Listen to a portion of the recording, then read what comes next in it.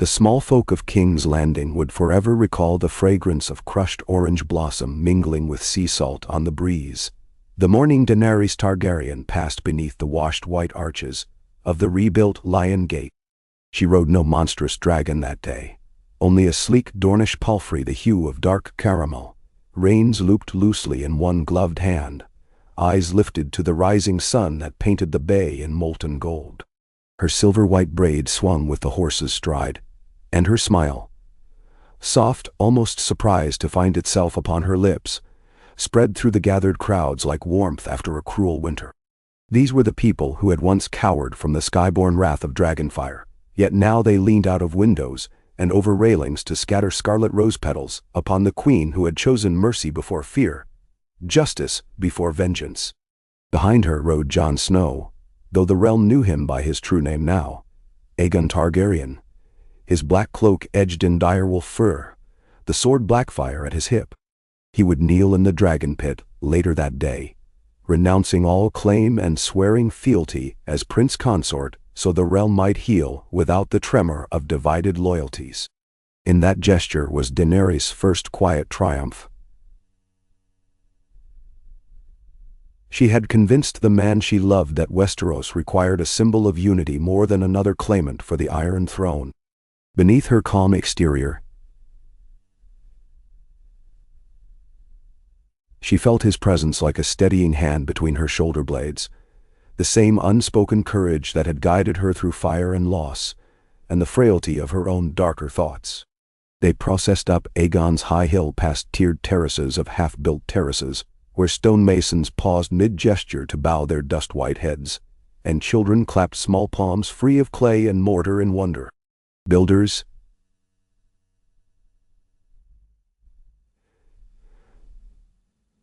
seamstresses,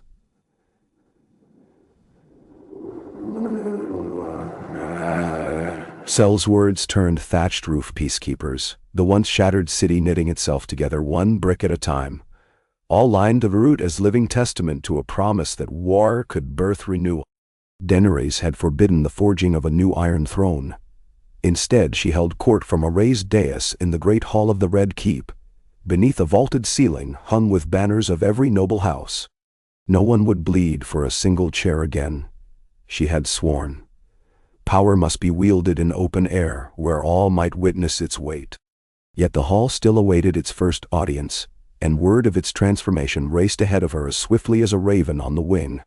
When at last she dismounted before the keep's massive oaken doors, Sir Davos Seaworth stepped forward, his weathered face breaking into a grin that seemed to stretch the seams of his gray salt beard.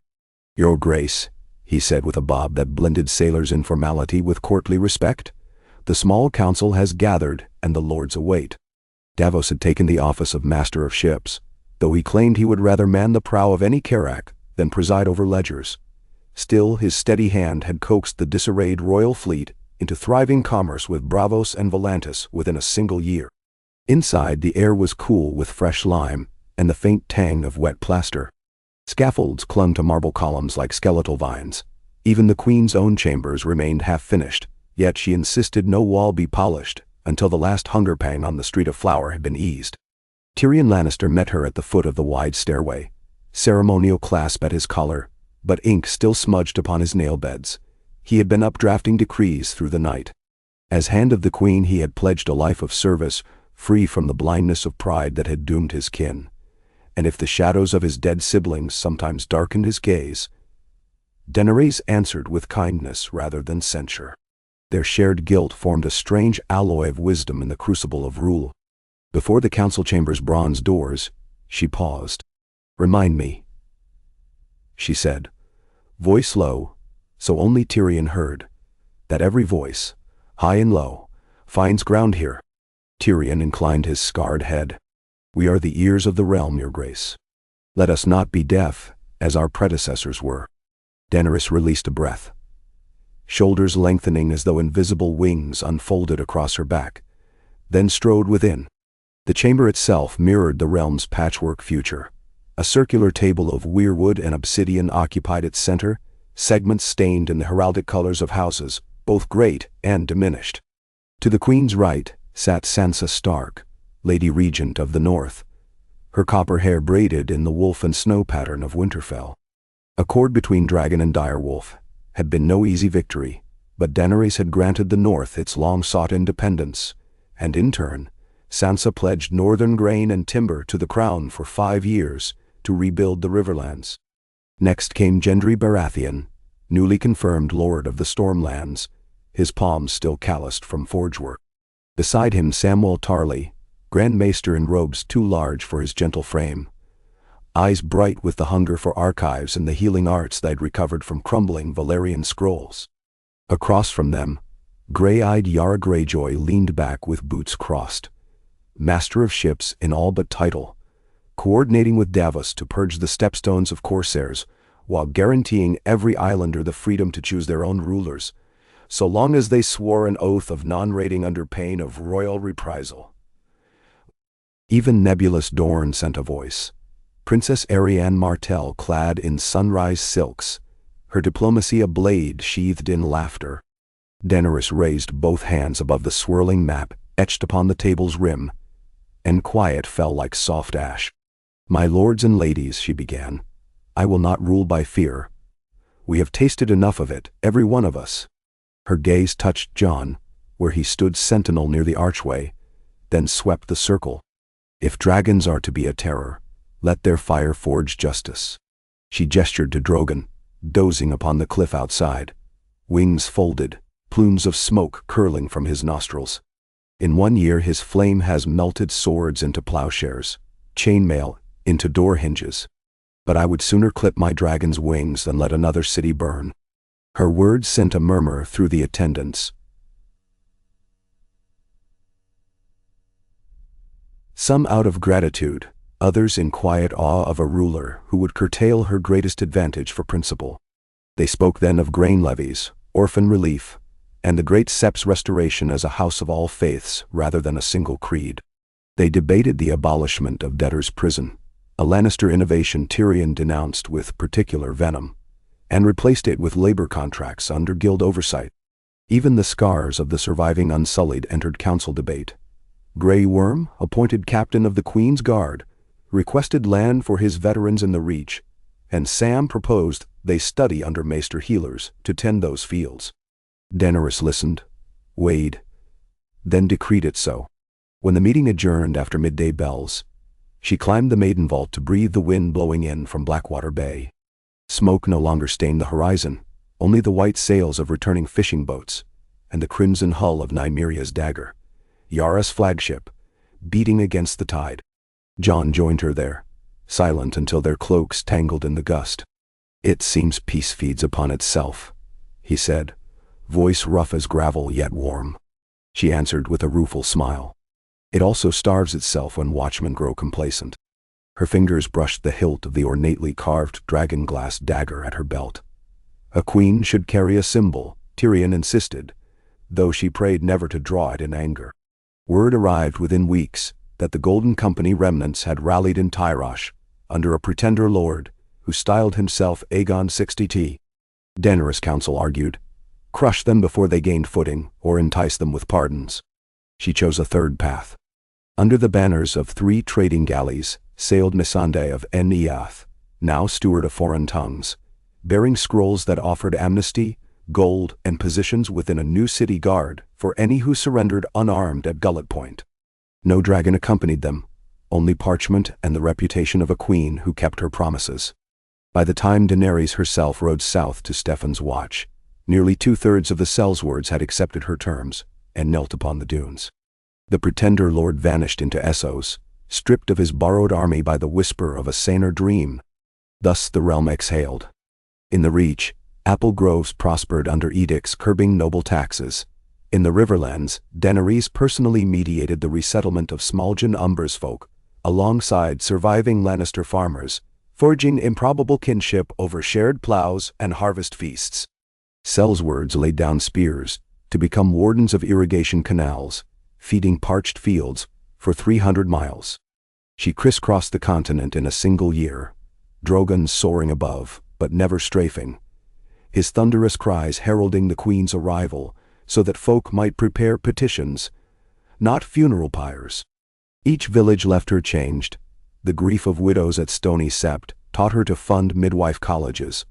A winter-bitten hamlet in the Gift revealed stores of obsidian that Sam used to craft tools for free distribution.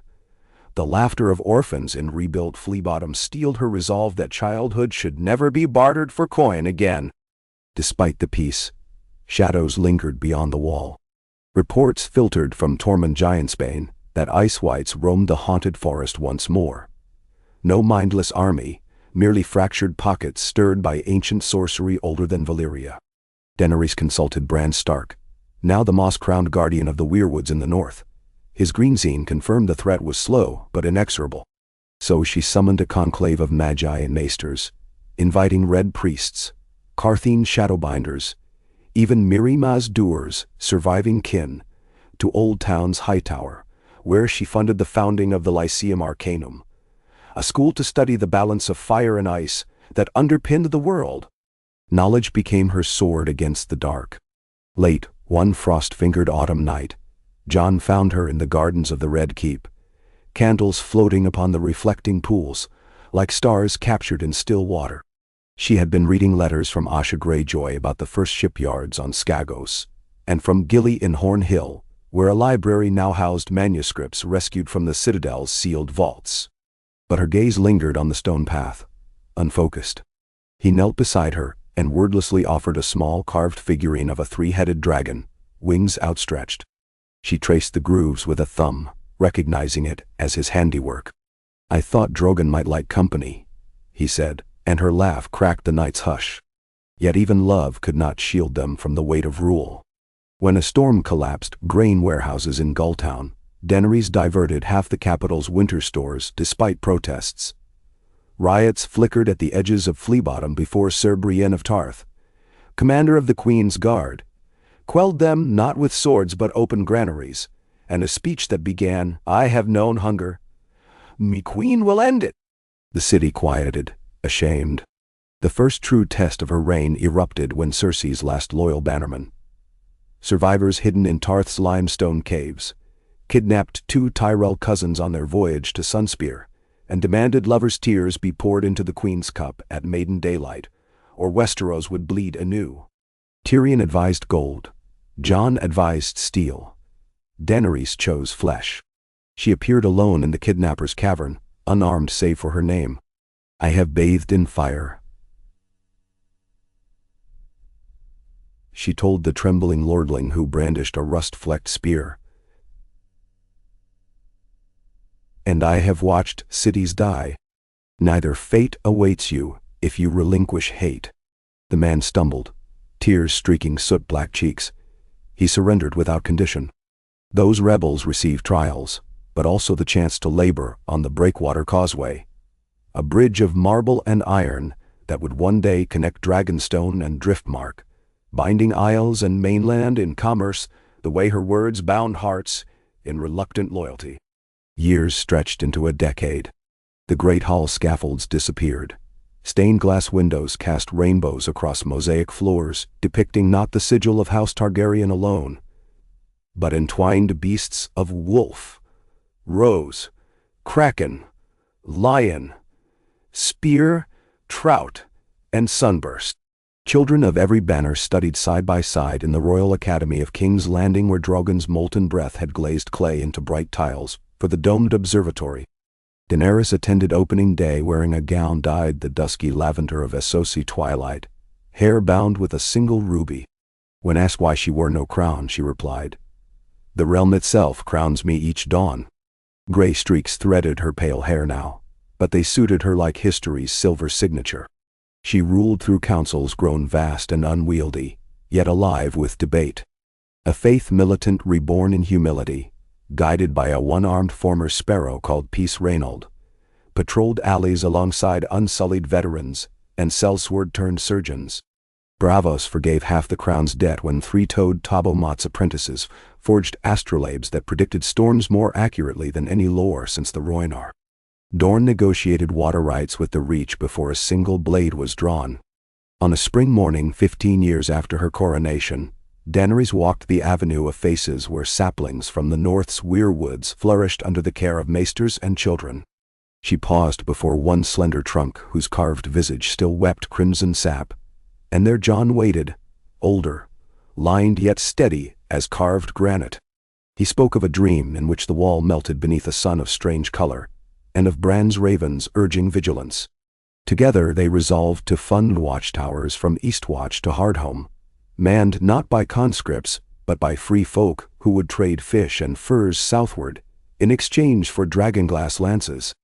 "Walls are not just stone," Daenerys said, pressing her palm to the weirwood's heart. "They are promises we keep to those who sleep beneath." When she fell ill one summer, the realm held its breath. Fever raged for 7 days, and outside the Maidenvault crowds kept vigil with lanterns. Tyrion drafted succession contingency after contingency. Sansa arrived on wings of raven messengers. Drogon circled the city, keening like a mourning horn until his cries echoed off every cobble and shutter. Yet Daenerys rose on the 8th dawn, skin cooled by poultices of jade leaf from Yeti sent by Quaithe herself. Her first act upon recovery was to abolish the blood tax on the Stepstones Islands, acknowledging at last their petition for representation. "Mortality is the tutor of mercy," she told Jon later as they watched the sun set from the Red Keep's highest terrace. "I have seen enough death to treasure every heartbeat of another." That night, and many after, she dreamt of a single white-scaled dragon, smaller than Drogon, curling about the iron throne that no longer existed, singing in a voice like wind over distant water. She told Missandei, who smiled and surmised it, meant the realm itself had become the dragon, powerful yet fragile, alive and learning its own voice. And so Westeros thrived beneath a queen who tempered steel with grace and wielded dragons not as scourge, but as standard. Her tale became lullaby and oath alike. That greatness unmoored from compassion devours itself. But greatness married to sanity and beloved by the common pulse of human hearts can build a kingdom where every dawn feels newly made. Beneath towers rebuilt from rubble, across fields once sown with corpses now rich with barley, and in the quiet hush of libraries smelling of parchment and promise, they spoke her names: Stormborn, Breaker of Chains, Mother of Dragons, and none carried more weight than the simplest. Daenerys of the Dawn, the queen who taught a war-torn realm to love again.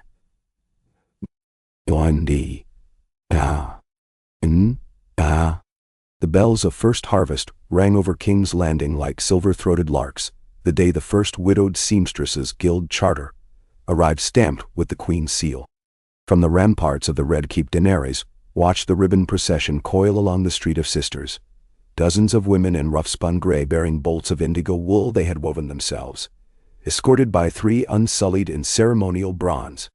Behind them, clattered wagons stacked with spare thread and spindles, and beyond those plodded a single placid aurochs, its broad back draped in patchwork squares, sewn from the realm's surviving banners.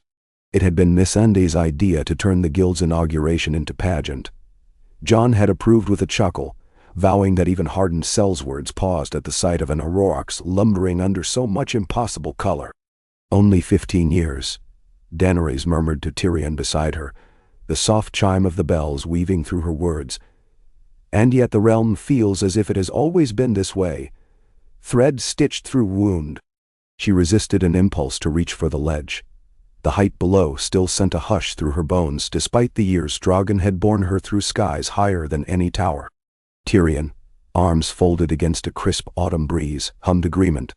"Peace wears familiarity's mask quicker than war ever did. Though I suspect the small folk remember the Dragon Queen who opened her granaries during the Gulltown famine somewhat more keenly than the lords who would have let them starve." "Then to run." She turned, the sunlight catching new silver strands in her braid. "Perhaps, but lords grow old, and their heirs will learn only what stories these people pass down. Never let the chronicles forget how fragile this calm is." Tyrion's mismatched eyes flickered with wry amusement, but he bowed anyway. "I shall smuggle that certainty into every page." Their conversation paused as a cry rose from the crowd, delight rather than fear. Drogon swept above, wings carving twin crescents of shadow across the city, scales deep obsidian veined with sunset red. Even now the dragon's sheer immensity humbled the greatest granite towers. But he circled gently, no fire lacing the air save pearlescent sparks shed from his beating wings. Children pointed skyward, laughter raining down like coins. Since the Queen's decree that dragons would never again make war on Westerosi soil, Drogon had taken instead to guiding merchant ships through treacherous fogs at Blackwater Rush, an unexpected lighthouse whose nightly roars echoed stable as tides. Sailors now rubbed carved dragon's teeth for luck before voyages and told tales of old Father Scale, who guarded the bay as fiercely as any fortress. Daenerys inhaled the mingled scents of juniper and baking bread, wafting up from the streets. Send word to the seamstresses they may set up stalls in the palace forecourt, she said. Let every passing noble see how strong hands spin grief into cloth. Tyrion inclined his head. An excellent reminder that thread can bind wounds as well as stitch gowns, though the Lady Sansa may protest losing her monopoly on northern wolf's wool exports. Daenerys' smile curled. Sansa will understand. She has spun enough threads of her own. The small council gathered that evening beneath the prism glow of the hall's new stained glass lantern, a gift from the Dornish Artisans' League that refracted candlelight into shifting dunes of color across the council table. Jon arrived last, hair tied back, travel cloak dusted in salt and pine resin from a circuit inspection of the Dragonstone Driftmark causeway construction. He greeted Daenerys with a glance that held entire journeys' worth of shared solace, and then addressed the assembly. The breakwater pylons held through the equinox storm, he reported, unrolling a charcoal sketch. Thick posts of oily black oak knotted together like dragon spines angled seaward. We've proven the design. The remaining span can finish before winter if the crown authorizes a double labor levy. His gray eyes met the Queen's. It will cost coin, but each season lost risks foundation rot. Davos drummed calloused fingers on the table. The sooner it's done, the sooner ships avoid the stepstones entirely and bring trade straight into the bay, worth twice the silver. Tyrion's quill scratched figures on parchment. The royal coffers can bear it provided our Braavosi partners renew the grain futures. Across from him, Gendry Baratheon offered a smith's grin. With double harvest yields from the Reach, they'll double them gladly. Lord Tellery wrote that the new river locks have tripled barge traffic. Samwell Tarly, now grown stout in the gentle prosperity of study and family, adjusted copper spectacles. If the causeway supports even half the projected tonnage, our library's shipping consortia can redirect parchment imports to Old Town. Knowledge will move faster than ravens. Daenerys weighed their words, gaze drifting to the empty chair carved with entwined spear and sun. The Princess Arianna's seat. She was late, unusual. As Daenerys opened her mouth to inquire, the doors swung wide. Arianne swept in, saffron shawl aflutter, cheeks flushed not from embarrassment but exhilaration. Apologies, your graces, she said, voice lilting. The parallels of sand and snow have borne fruit sooner than I dared hope. From her satchel, she produced a small glass vial sealed with green wax. Inside shimmered a translucent liquid, tinged faintly rose. Sam leaned forward, eyes wide. Is that? She beamed. Venom neutralized. The maesters of the Lyceum Arcanum have refined a serum derived from basilisk blood and ghost lily sap. Administered in cut form, it halts Grayscale's crystal, spread within hours. A collective intake of breath. Tyrion's quill halted mid-scratch. Grayscale had quietly stalked the river deltas for years, shutting wharfs and isolating villages. Daenerys sat straighter. How many vials do you possess? 3 dozen as proof, but the formula is replicable. We used obsidian distillation columns financed by last year's stepstone's toll. Then, emotion rose in Daenerys like tidewater lapping a brick wall. Pride for the scholars, relief for afflicted children trailing weeping mothers in earlier years, and a flicker of awe that the realm's healing now birthed cures unimagined under endless war. She dipped her head to Arianne. Send copies of the formula to every city with glass-blowing furnaces. Provide coin to establish distillation labs. Arianne's smile broadened. Dorne will cede half the cost. The shadows of the desert recede farther each day. Then, Joan's hand brushed Daenerys beneath the table, shared wonder, silent vow to protect this fragile miracle. She squeezed back. Under the waning moons of early frost, the queen and her retinue rode north again. The road from the Twins to Winterfell had become high stone and gravel, flanked by trembling birch leaves and gnarled oaks bright with orange fungus. Alongside marched a rotating honor guard of 13 unsullied veterans, and 6 free-folk outriders whose bare fur cloaks flapped like night wings. At dawn, fires crackled outside Daenerys' white canvas pavilion, thick with the scent of willow bark tea brewed by grey worm. The captain's scarred brow had softened with years, but his posture remained arrow-straight, eyes scanning horizons for threats long since buried. Snow whispered from low clouds as Winterfell's granite towers emerged above mist. The outer bailey buzzed with mule carts. Sansa Stark met the royal party beneath the portcullis, copper hair threaded with frost. She embraced Daenerys, something unimaginable a decade prior, and gestured with gloved hand. "Best arrive quickly. Bran waits in the Godswood." Daenerys' breath feathered the air. "So the Weirwoods have spoken again." Sansa's expression tightened. "Spoken or warned?"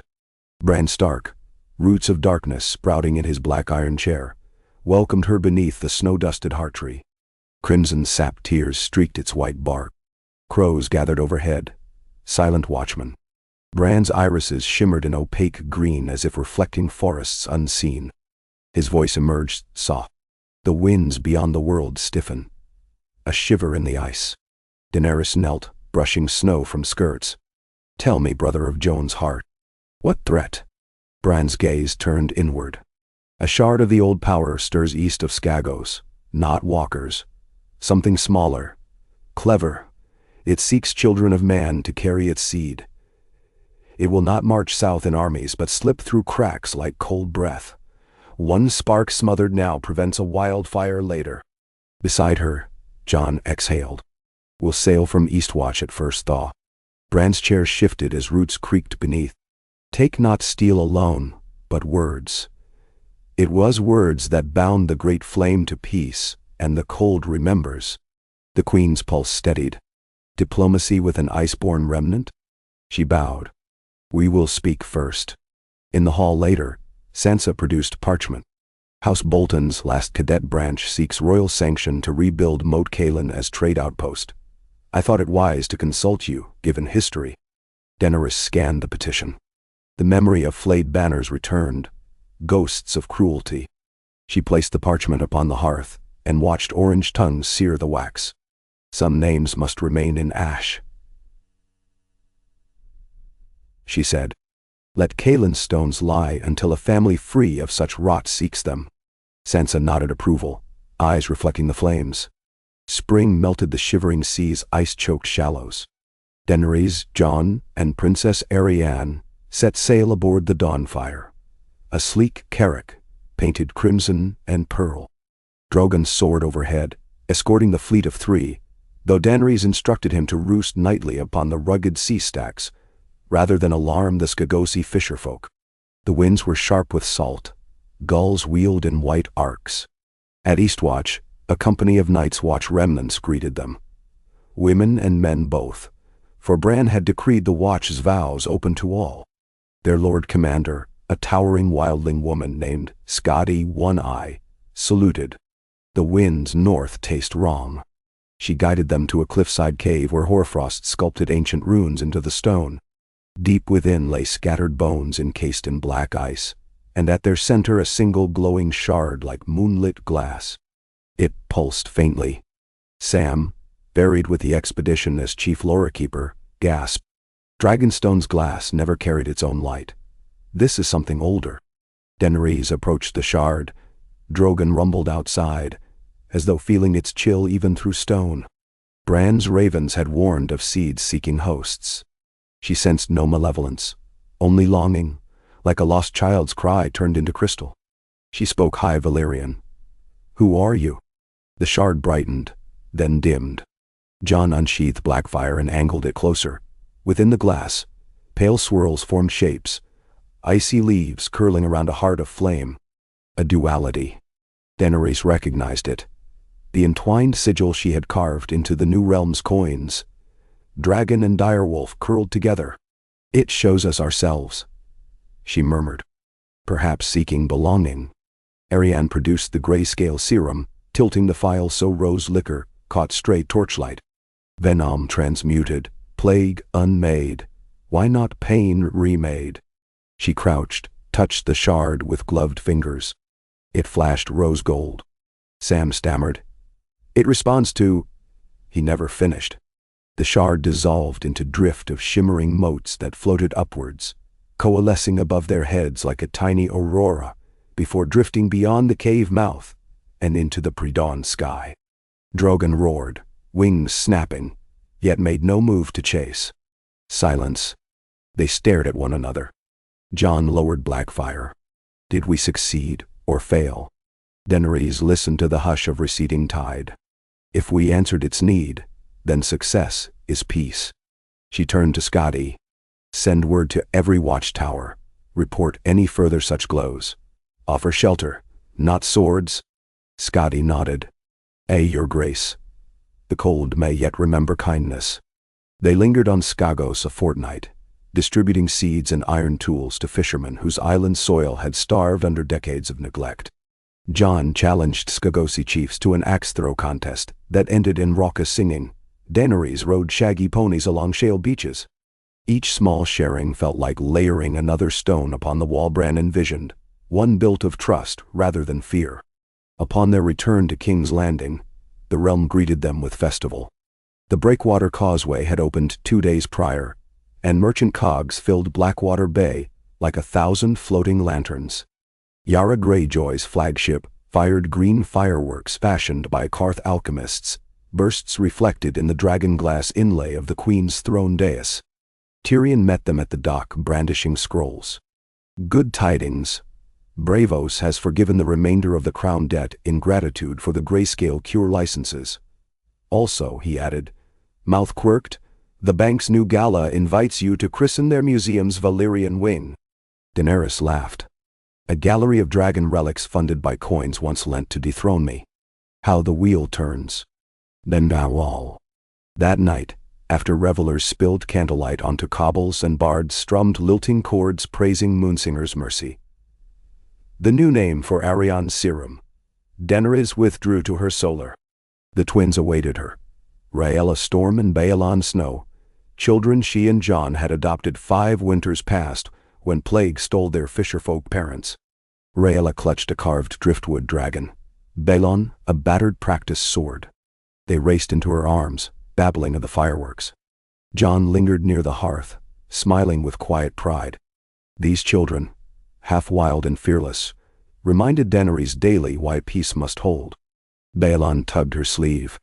"Mother, when can Raela and I see the library in Old Town? Maester Sam says the new wing has talking globes." Raela chimed, "And a garden under glass where books grow on vines." Daenerys crouched. "As soon as spring warms the roads, we'll board a river barge, but you must promise to mind Missandei during lessons." 2 eager nods and they dashed out, wooden sword clacking against stone. When the door closed, Daenerys rested her forehead against Jon's chest. "Each day, I fear complacency creeping like ivy into my resolve." He brushed a silver strand from her cheek. "Complacency cannot root in a heart that listens." She smiled into the wool of his tunic. "Then stay close and remind me when I fail to hear." His lips pressed to her temple. "Always." Years peeled away like parchment, turned by wind. In the Reach, orchard yields tripled when unsullied engineers diverted mountain streams. In Dorne, Arianne's water gardens hosted symposia where Lyceum scholars debated megaflame theory beside spice merchants. The Stepstones blossomed into a league of free ports governed by a charter forbidding slave traffic on pain of dragonfire, Drogon's only sanctioned flame, cauterizing the old wound of human bondage. Yet Daenerys sensed the horizon's edge darken with rumblings of discontent, not among lords, but among distant SOC princes who saw Westeros flourishing and wondered why their own cities faltered. A coalition formed in Lys and Mire, trade magnates nursing grudges from tariff disputes. They hired storm mages to whip cyclones across shipping lanes, drowning convoys bound for Blackwater Bay. Reports reached the small council of 30 sails lost in a month. Tyrion cursed softly. They strike at our arteries. We must respond. Jon proposed a naval escort, but Davos argued storms spared neither sail nor steel. Sam suggested seeking the storm mages themselves and bargaining. Daenerys listened and then nodded. I will negotiate directly. Tyrion's quill snapped. Sail into the jaws they set for us? She met his gaze. Peace endures only when tended like fragile glass. I will not answer sabotage with sabers without first hearing their grievance. Then, within a fortnight, the Queen embarked on the Silverwing, accompanied only by Tyrion, Missandei, 3 translators, and a token guard. Drogon circled high above sea clouds, unseen Daedowat. Off Lycian coast, the storm churned. Lightning-veined spires of cloud heaped on black water. At the maelstrom's heart, 6 war galleys waited, hulls lacquered cobalt beneath jagged sigils of lightning bolts, entwined with mermaid tails. Boarding lines cast, envoys led Daenerys to a chamber fragrant with myrrh, where 3 mage lords sat behind a table carved of petrified coral. Their leader, Lord Sharo Demiros, wore a crown of copper filigree. Dragon Queen, he intoned, your realm drains our markets with tariffs disguised as charity. Lift your levies or drown in storms. His eyes flickered, irises swirling pale blue like whirlpools. Daenerys seated herself unhurried. Your storms have claimed fisher widows and grain barges alike, not merely warships. Your grievance is with me, yet you visit suffering upon innocence. Sharo's smile chilled. Storms answer only coin. Tyrion's voice dry as old parchment cut in. And what coin buys immunity from retribution once a dragon's wrath is roused? The air in the chamber crackled. Daenerys raised a hand. Threats serve no one. Hear my proposal. Join our realm's grain exchange. Pledge safe passage for all humanitarian convoys, and I will lift tariffs on Myrish lace and Lycian dyes for 10 years. Trade, not tempest, will enrich you. The mage lords conferred in a swirl of hushed hissing Valyrian da'al. At length Sharo's smile returned. Softer. Add a seat at your Lycium's council for a storm scribe, and we accept. Daenerys nodded. Done. They clasped arms, lightning fading from Sharo's eyes, as though quenched. That night, as Silverwing sailed from the stilling sea, Tyrion joined Daenerys on the sternmost deck. You offered them seats at our table, yet they drowned our people. Her gaze lingered on quiet stars reflected in black waves. Compassion does not erase harm, but it prevents its rebirth. If vengeance answered every lash, the world would be naught but scar tissue. Tyrion exhaled. A scar still reminds us. She touched his shoulder. Then let it remind us to heal faster than we wound. In the 17th year of her reign, Daenerys summoned a great assembly, the first in living memory, calling delegates from every town above 500 souls, to send one elected voice to King's Landing. Thousands arrived, woodcutters from the Mountains of the Moon, dyers from Tyrush's migrant quarter, sisters from the Mother's Mercy Infirmary on the Arbor. They met in the dragon pit, now roofed in stained crystal. Drogon perched on the dome's apex, a living statue. Daenerys stood upon a low dais, no higher than any delegate's shoulders, simple white tunic cinched by a braided belt of wolf and dragon leather. Her speech carried no flourish. She recited facts. Infant mortality down 70%. Grain exports up 3-fold. Library enrollment doubled. Yet she dwelled equally on failings. River pirates still plagued the Trident.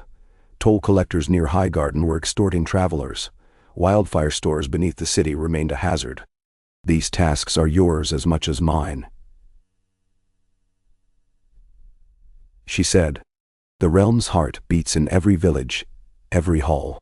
I will establish a commons chamber, wherein you, chosen by your neighbors, may craft the laws that govern them.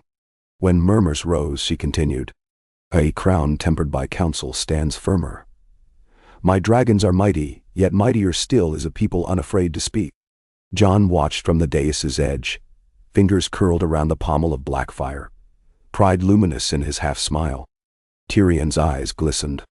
Davos wiped away a tear with the back of a weather-beaten hand.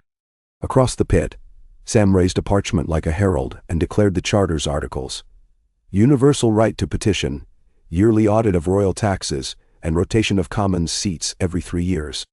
The roar that followed rolled like thunder through the city, and Drogon answered with a single trumpeting trill, wings unfurling toward an unclouded sky. On the 20th anniversary of her entry into King's Landing, Daenerys walked the ramparts where once she had stared across war-torn alleys. Now lanterns in every hue lined polished streets. Ghost orchids bloomed on windowsills. Minstrels played Dornish flutes for Braavosi dances in plazas where children chased paper kites shaped like direwolves. She paused at the highest parapet where years ago she had spoken to Tyrion. He approached now, hair pure white at his temples. "Your Grace," he said softly, "history will call this the Golden Weave, threads stretched from west to east under one loom." She smiled. "History will call it many things. Let it remember the hands that wove." Then, below, Bellon and Raela, young adults now, sparred with wooden swords, her foster-daughter's silver braid whipping as she ducked Bellon's feint. Jon coached them, laughter rolling. Daenerys closed her eyes, savoring the chorus of life. The rarest music war had tried to silence. A wind sighed over the city, cool yet carrying no scent of ash. She breathed it in. Somewhere beyond far horizon lay storms yet unborn, shards of cold still seeking warmth, and hearts still shadowed by greed. She would meet them with counsel, with open palm before clenched fist, with dragons if she must, dragons bridled not by fear, but by the bonds she forged this very moment with every inhalation of peace. Because peace, she had learned, was not a gift granted once and kept forever. It was flight itself, endless, precarious, wondrous, like a dragon's wing beating against gravity. And as long as her heart kept time with that wing, Westeros would soar beside her, beloved and unafraid beneath the dawn. A hush of lavender twilight lingered behind the jagged peaks of the Blackwater Hills when Daenerys emerged onto the palace roof garden, the night's first stars glittering like flint sparks in the cup of the sky. From this height, the city glowed with braziers and lamp pearls, its winding veins of torchlight mapping out a living constellation beneath her feet. Fleets of river barges slid in stately processions along the moon-kissed waters. Bells chimed soft from rooftop shrines to the Seven, from the redwood pagodas of the Summer Islanders' quarter, and from the minarets raised by the wandering followers of the many-faced god who had lately found welcome here. The scent of coriander and roasting chestnuts rose on a salt breeze. It was a symphony of peace so complete that, for one fragile heartbeat, she almost forgot how quickly music could break. The Queen's household lingered below, preparing for the Feast of Sown Lights, a new celebration born of Stormland's harvest lore and Reachman's spring rites. Citizens carved seed-filled lanterns from gourds and set them afloat on Blackwater Rush to honor every seed sown in hope of dawn. The festival had grown into the people's favorite night of the year, eclipsing even the winter solstice and the dragonflame pageants. Daenerys had decreed that each lantern sent adrift carried a promise from the crown itself. For every light upon the river, a loaf of bread would be spared for a hungry child in the following winter. Lanterns numbered in the tens of thousands now, and bread warehouses multiplied accordingly.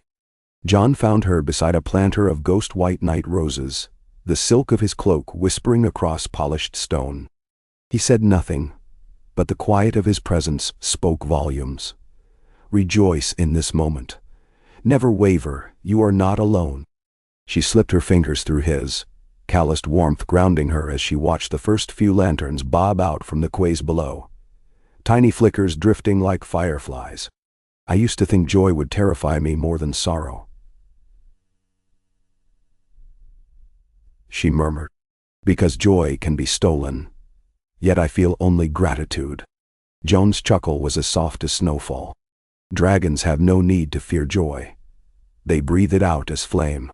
Then his humor dimmed, for duty never slept. The rider from the Red Mountains arrived. His news is troubling. She turned.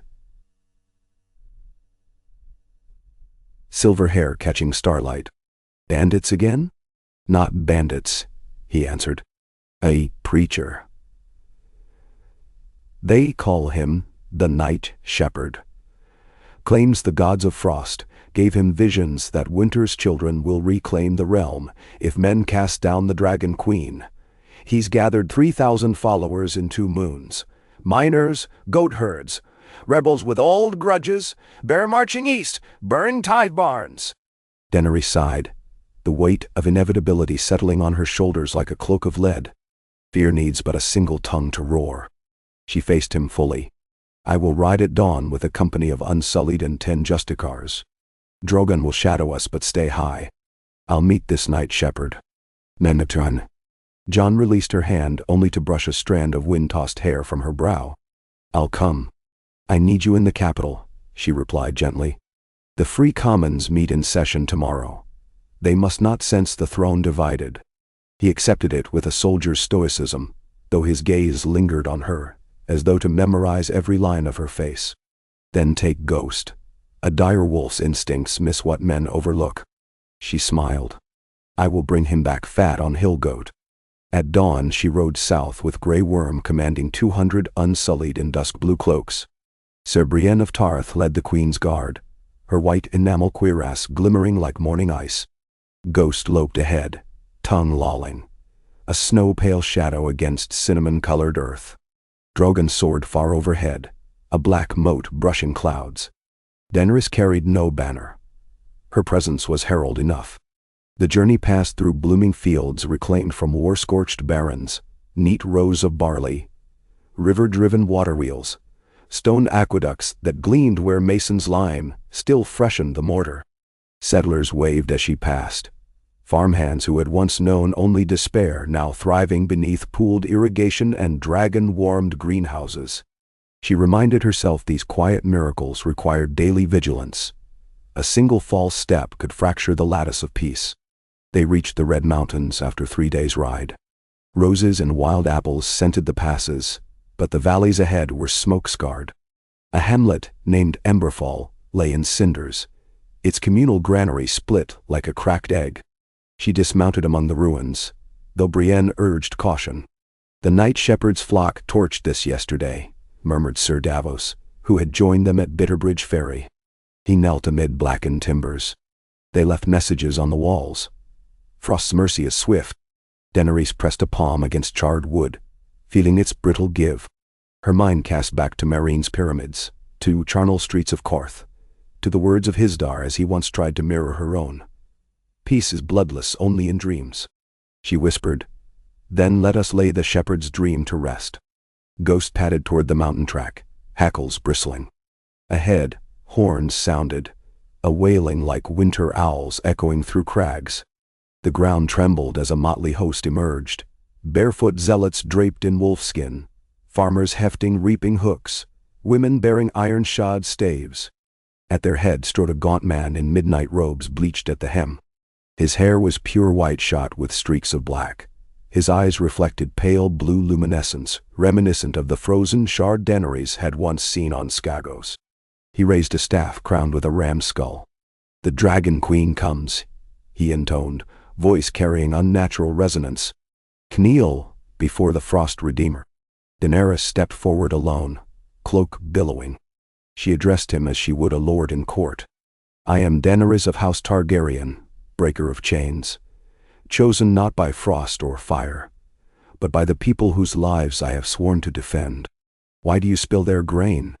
Thou. The Night Shepherd smiled, a thin rictus. Because grain belongs to soil, not to scales. Your rain pretends to mercy, while dragons patrol our skies. You offer bread with one hand, talons with the other. Winter's children have seen kingdoms of fire crumble. Only ice endures. She answered evenly. Ice endured until it shattered at Winterfell by the courage of mortals working together. Her mind flicked to Arya and the legends woven from that night. You invoke the memory of the dead while creating new graves. A murmur rippled through the shepherd's followers. Doubt perhaps worming through zeal. He lifted his staff, and the skull's eye sockets glowed azure. Snowflakes whirled though spring sun blazed overhead. A chill stabbed through Daenerys' lungs. Grey Worm stepped forward. Spear leveled. But Daenerys lifted a hand, spoke Valyrian words of calm, learned from the priests of the Lyceum. Vezof Lantaur, Belma Sovian. The night shepherd staggered as though struck, light dimming in the skull. Behind him, some zealots faltered, shivering. She continued, softer yet carrying on echo of dragon song. Power enslaves when wielded without love. I will not bend my knee to frost or flame, but I will stretch my hand. Lay down your staff, share counsel with me, and you will have voice in the commons' chamber. His laughter cracked like ice. A council of sheep. At that, a young woman in his ranks, barefoot, hair plaited with pine needles, called, "She brought my kin bread in drought." A miner shouted, "Her decrees freed us from debt prisons." The shepherd's spell of awe fractured. Dozens looked away, muttering. He howled, a sound not wholly human. The skull flared. Ice crystals shot from its jaws, lancing toward Daenerys. Ghost leapt, intercepting the blast. Frozen mist sheathed his fur, but he landed unharmed, eyes blazing red fury. In the same breath, Brienne's shield slammed up before Daenerys. Shards exploded in harmless sparks against Valyrian steel inlay specially forged for the Queen Guard. Grey Worm's voice rang. "Stand down." Unsullied spears lowered as one. The zealots recoiled, suddenly aware of the disciplined wall facing them. In that pause, Drogon's silhouette swept across the valley, wings eclipsing the sun. His roar shook rock and bone. The night shepherd's resolve faltered. Frostlight guttered. Daenerys stepped past Brienne, unarmed yet radiant in silver mail. "End this," she demanded. "Release your followers from fear. We will grant you safe passage to Old Town to study the shard within you, to cure the poison twisting your gift." His blue gaze flickered, uncertain. "Frost suffers no cure." "Then suffer me," she replied. She extended her hand. Silence stretched taut as garrote wire. Wind hissed through ashes. Slowly, as if submerged in tar, his hand rose. Fingers brushed hers. The Rand's skull dimmed. A sigh shuddered through the ranks. Then a thunderous crack as the staff split, frost dispersing in glittering motes that melted the instant they touched sunlight. The night shepherd sagged, knees folding. Unsullied moved to secure him gently. His followers, freed of enchantment, dropped weapons and wept. Brienne's jaw unclenched. Davos crossed himself. Daenerys breathed a single word. Mercy. Weeks later, in the marble rotunda of the Lyceum Arcanum, the night shepherd, his true name, Maelon Frostwrack, spoke with Samwell and Red Priestess Kinvara. The shard of Skagos, it seemed, had fractaled itself within Maelon's marrow 2 winters earlier when he survived an avalanche that killed his comrades. It amplified fear into frost magics. Under Lyceum care, they developed an infusion of Valyrian fireflower that coaxed the shard into dormancy without killing him. Daenerys visited his recovery chamber. He bowed weakly. "Your kindness unmakes me more surely than chains." She corrected him. "Kindness remakes." She offered him a seat on the Lyceum's ethics conclave. Once he might have sneered. Now all widened his eyes. "I know nothing of ethics. You know what harm feels like," she said. "That is the first lesson." As she departed, Missandei joined her in the atrium. "Your invitation to Myers storm scribes for next moon stands. Shall I add Maelon's name?" "Ben Narwendero." "Yes," Daenerys said. "Let former storms speak to would-be hurricanes." Back in King's Landing, the Free Commons convened beneath the Dragon Pit's crystalline dome. Jon presided as Prince Consort, flanked by Sansa, representing the independent North and Asha of the Iron Isles. The chamber buzzed with petitioners. Stonemasons sought insurance charters. Fisherwomen requested river rights. Healers proposed a guild of midwives, answering only to the crown to curb infant mortality in backwoods villages. One voice rose, a tanner from Crackclaw Point, arguing that previous tariffs still favored reach lords over small artisans. Debates grew heated. Jon steered them like a seasoned captain through tempests of grievance. It struck Daenerys, watching from the gallery, that 10 years ago, such discussion would have ended in daggers. Now ideas crossed swords, not steel. A motion passed by slim margin to mandate literacy schools within 3 miles of any holdfast larger than 40 souls, funded by a graduated grain tithe. The gallery erupted in applause. Daenerys felt tears prick, unbidden. Education had once been a dream, glimpsed only in crumbling libraries of Dragonstone. Now it would touch every hut between the Arbor and Last Heart. After adjournment, Gendry joined her with parchment smudged in soot. The royal foundries have perfected a new alloy, light as leather, strong as boiled steel, good for plows and breastplates alike. He grinned boyishly. I call it storm steel. She clasped his forearm. Share the process with Winterfell's forges and Sunspear's smiths. He agreed at once. Cooperation had become the realm's coin. Summer's heart beat hot by the time Braavos hosted the unveiling of its Valyrian wing. Gargantuan obsidian doors parted to reveal relics. Horns carved with runes, dragonbone harps, mosaics of old Volantis. Daenerys and her entourage walked a blue carpet aisle among marble titans. Bankers in purple samite bowed. Tyrion muttered aside, "They tally every breath we take for interest." In the hall's center stood the Iron Throne's sole surviving fang, one twisted blade rescued from the rubble of the old throne room. It rested upon a velvet plinth, gilded plaque reading, "A memory of lessons learned." Daenerys studied it, reflection winking off jagged edges. A child in silk braids tugged her mother's sleeve and whispered, "That was once a queen's seat?" The mother shook her head. "Not this queen's." Daenerys smiled, then surprised herself by feeling pity for the iron spike, a relic of arrogance made harmless by context. She turned to the Braavosi Sea Lord. "May I touch it?" He nodded. She laid 2 fingers on cold metal. Scars of history thrummed faintly beneath skin, echoes of mad kings, whispers of burned daughters. She lowered her hand. A single tear slipped free, not for her own ghosts, but for all those who never saw this dawn. That night, in their embassy, Jon found her alone on a balcony.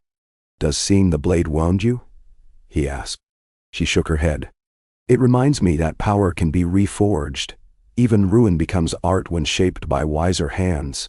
He wrapped arms around her, stars glimmering over Braavos canals. "Then let's keep hammering." Autumn heralded a new threat, not of steel or sorcery, but nature's own fury. The greatest wildfire deposit, hidden beneath King's Landing's eastern hill, thought inert, began reacting with seepage from newly tapped hot springs. Alchemists panicked. A single spark could level half the city. The Guild of Wisdoms begged permission to flood the caverns with seawater, but such pressure risked rupturing aqueducts. Daenerys convened an emergency council of engineers, mages, and former pyromancers. Old Noi, the last living substance alchemist from Qohor, proposed an audacious plan: harness Drogon's flame at very low heat to scorch oxygen from the chambers, starving the wildfire before it ignited. Drogon had never been asked for surgical restraint on such scale. On the appointed night, the Queen led Drogon through widened sluice tunnels, where green fumes wafted like ghosts. She rode bareback, no saddle to hinder subtle commands.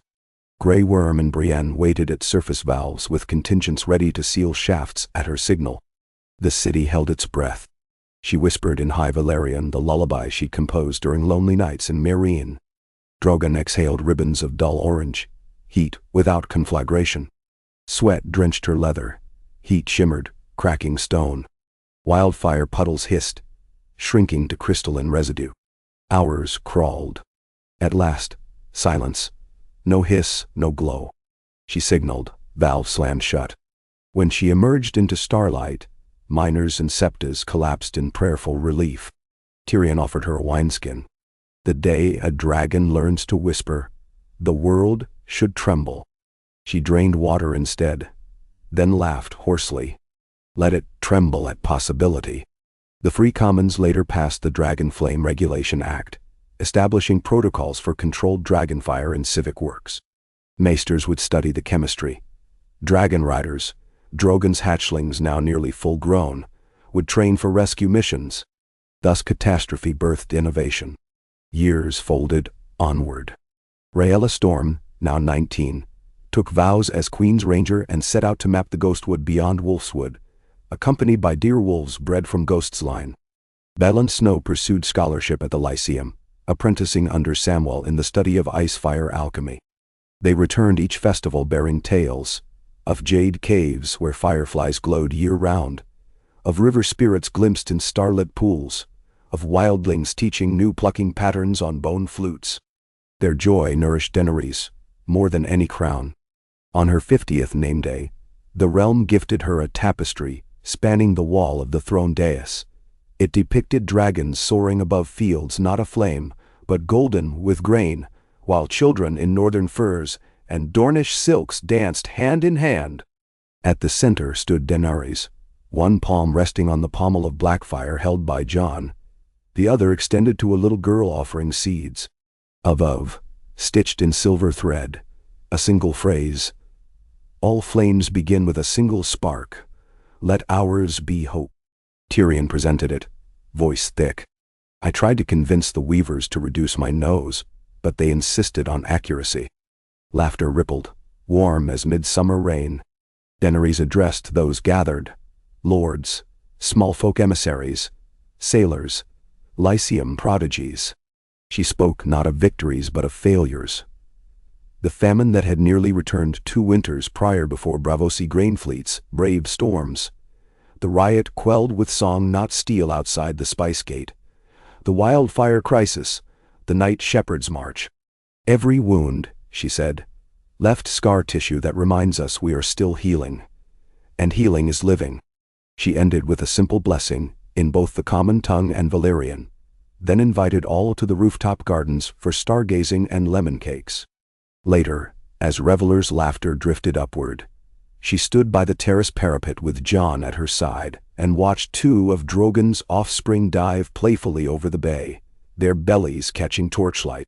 The dragon's scales had iridescent edges now, mutations born of city airs and miners' salts. Change, always change. Jon's beard bore white threads matching hers. We built a realm, he said quietly. Do you ever fear it may not outlive us? She leaned to the wind. Oh, of course. But fear is the musician. Hope is the drum. Together they keep time. And see. A shooting star streaked east to west. An omen in old Valyrian lore meaning, return to where you began. She thought of Khal Drogo's pyre, of barren flats beyond Pentos, of a frightened girl stepping unburned from ashes with 3 newborn dragons. She thought of Meereen's riddles, of Meereen's failings, of the moment at King's Landing's gates when she had chosen mercy over fire. She whispered, all journeys circle back. Jon squeezed her hand. In the 25th year of her reign, a summit of rulers from across Essos convened on Dragonstone. Princes of Yeti, queens of Korth, shahs of Lys, magisters of Pentos. They came not to parley for war or plunder, but to draft the Accord of Scales and Sails, a pact pledging abolition of slavery across the Jade Sea, shared custodianship of open ocean trade routes, and mutual protection of endangered magical species. Drogon's shadow fell over the gathering, but it was the speech of Daenerys' former captive, Maelon Frostrak, that moved hearts. He spoke of the shard within him now quiescent, a metaphor for nations' wounds that could be quieted, not removed. The summit signed the accord, the richest compact since Valyria's fall. Historians would later call it the Dawn Accords, but in taverns folk dubbed it Daenerys' Lantern, because like the festival's seed lights it floated hope across dark seas. With peace rippling outward, Daenerys at last permitted herself a pilgrimage long deferred, to old Valyria's smoking ruins. Scholars from the Lyceum had charted safe wind paths, Gendry's storm-steel outriggers would escort. She wished to sift ash for remnants of her ancestry, to show the world that a dragon queen dared confront the ghosts that birthed her line. Jon insisted on joining. Sam, Sansa, Tyrion, Grey Worm, all protested until she invited them along. A council turned caravan. Drogon led the way, carving currents above volcanic spires. Valyria loomed like cracked onyx jaws. Rivers of magma ribboned black sands. Obsidian obelisks jutted from collapsed manses. Yet amid ruin, vibrant life flourished. Crimson moss, giant orchids swallowing fumes, lizards striped with molten gold. Nature, unbound, had reclaimed Doom. They disembarked on an island plateau once called Halaesh. Daenerys knelt in warm ash, scooping a handful.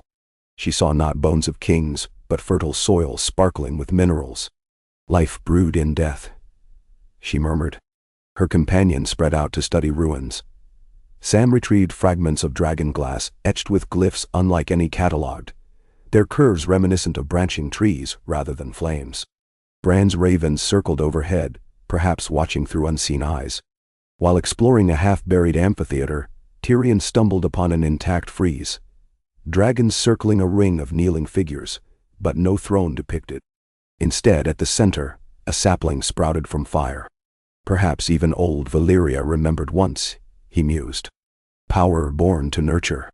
Daenerys found a mosaic floor, whose tesserae formed 3 intertwined dragons of red, gold, and white, tails braided into infinite knot.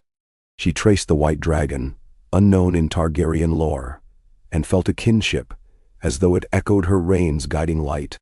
That evening by a campfire burning pale green driftwood, Jon asked, "What do you carry away from this place?" She gazed at the dark horizon, molten fissures pulsing like distant hearths.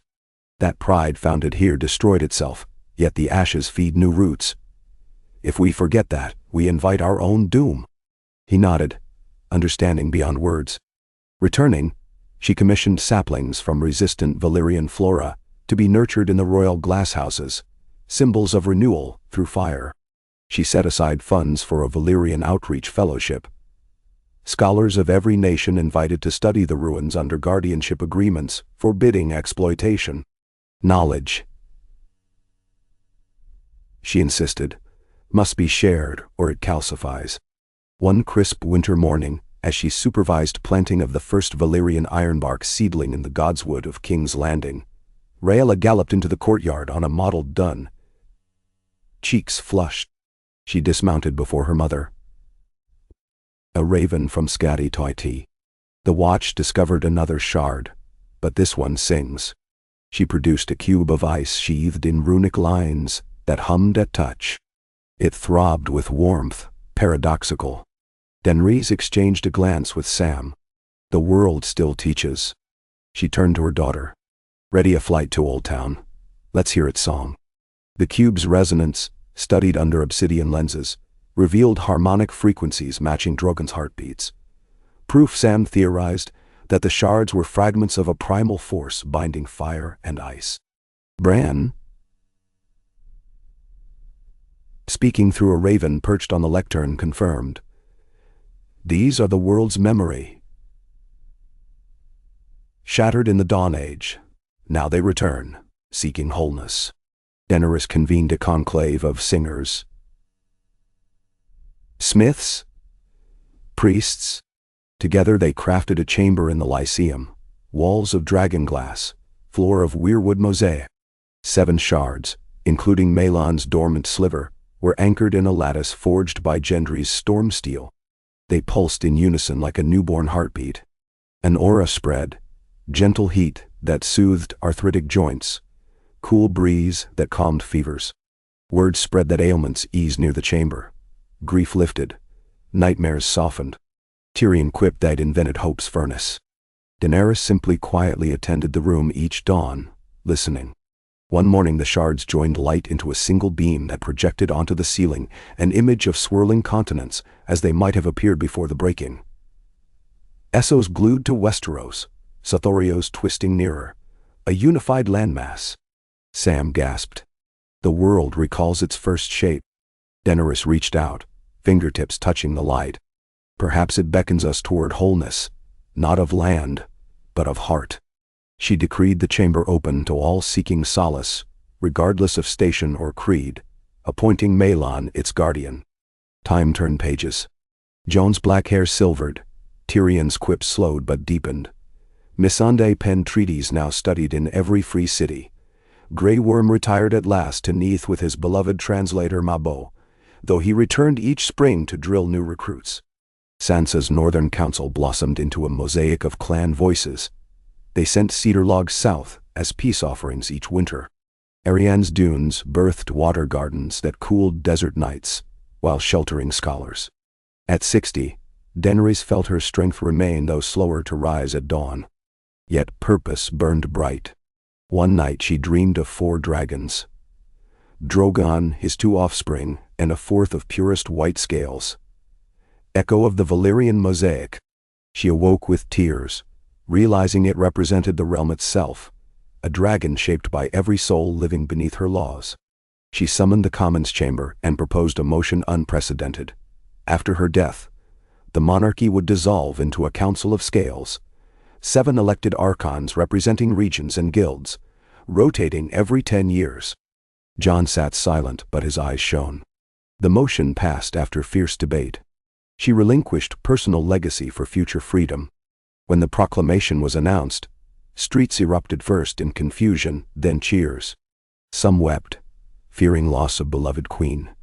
She assured them she would reign until unable, but wished her passing to liberate, not tether. That night, she walked incognito among common folk. A brewer pressed hot cider into her hands, unaware of her identity, saying, "To the Dragon Queen, may she live to see her dream take flight." She drank, heart buoyant. Drogon's last flight with her came on a dawn-washed pale rose. She climbed bareback as always, hair unbound. Winds caressed cheeks lined by wisdom's years. They circled King's Landing thrice, wings stirring banners on every roof. She saw students pouring into marble academies, saw market barges drifting beneath arch bridges she had ordered rebuilt, saw children chasing lanterns along the riverwalk, lovers strolling beneath lemon trees transplanted from Dorne, scholars gathered at open-air stages debating ethics of shards and fire. She guided Drogon eastward over the bay to the breakwater causeway, now thrumming with wagons and foot traffic. Farther out glimmered fleets.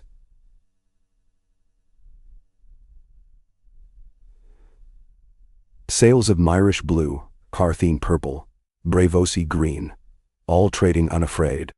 On the horizon, twin lights flanked the mouth of the gullet. Lighthouse towers crowned with dragon glass prisms, focusing gentle fire from Drogon's suns, guiding ships by night. Returning, she descended to the rooftop garden where Jon waited. Without words, she pressed her brow to Drogon's, whispering gratitude. The great beast rumbled, then launched skyward, wings thrashing currents. He circled once, bellowed a farewell cry that resounded to the furthest alley, then banked southward toward the mountains of the moon, choosing solitude for his sunset years. Tears blurred Daenerys' sight, yet peace accompanied grief. Even dragons deserved rest. In the Lyceum's shard chamber 3 years later, Maelon greeted her with bowed head. The shards had grown translucent, pulsing softer. Scholars believed their work near done. Soon they would fuse, perhaps returning to the heart of the world or dissolving like morning mist. Daenerys placed her palm upon them. Visions flashed. Children of every blood-building aqueducts together, dragons soaring amongst airships crafted of canvas and storm steel, oceans cleared of slave galleys, a tapestry elsewhen in which no throne overshadowed fields. She fell asleep that night in her solar, quill in hand, drafting final amendments to the council charter. Jon found her at dawn, head resting on parchment, breath gentle. He touched her shoulder. She stirred, eyes bright. Smiled. "I dreamed Westeros had no borders, only bridges." He brushed her cheek. "Then we will keep building." She rose, collected herself, and declared the day one of rest. Citizens encouraged to picnic beside strangers, to speak to someone they'd never met. "Bridges," she whispered. By eventide, she and Jon joined the crowds along Blackwater Rush. Lanterns floated again, seeds of hope on water's mirror. She and Jon released the first, a globe crafted of ghostwood bark and Valyrian silk, bearing her promise, I will sow light until my last breath. Her last breath came in the 68th year of her life, cradled in Jon's arms upon their shared balcony at sunset. A soft sigh, a parting of lips shaped around a single word. Dracarys, not a command of flame but a blessing of warmth. A farewell wrapped in earliest memory. Jon pressed her cooling hand against his heart until Raela and Balon arrived, then stepped back so they might weep and smile in equal measure. The realm mourned with lanterns, each carrying a grain of fire to the sea. Yet grief unfolded into celebration, because her charter awoke next morning alive. The Council of Scales convened, lords and small folk, archons, sworn in willow-green dawnlight. Raela took oath as Warden of the Skies, Balon as Luminary of the Shards. Jon served as first advisor until the council stood steady, then withdrew to Winterfell where he taught children to track snow hares and recite Valyrian poems. Drogon returned one winter evening, landing atop the Red Keep's highest tower. He roared thrice, a sonorous chord echoing off battlements, then leapt skyward, vanishing among stars. Some said he carried Daenerys' spirit across unseen realms. Others believed he simply mourned. Either way, his shadow never darkened Westeros again. Generations later, bards sang of the Dragon Queen who ruled Sane and beloved. They told how her dragons melted steel into plowshares, how wildfire bowed to a whisper, how ice shards joined flame into healing light.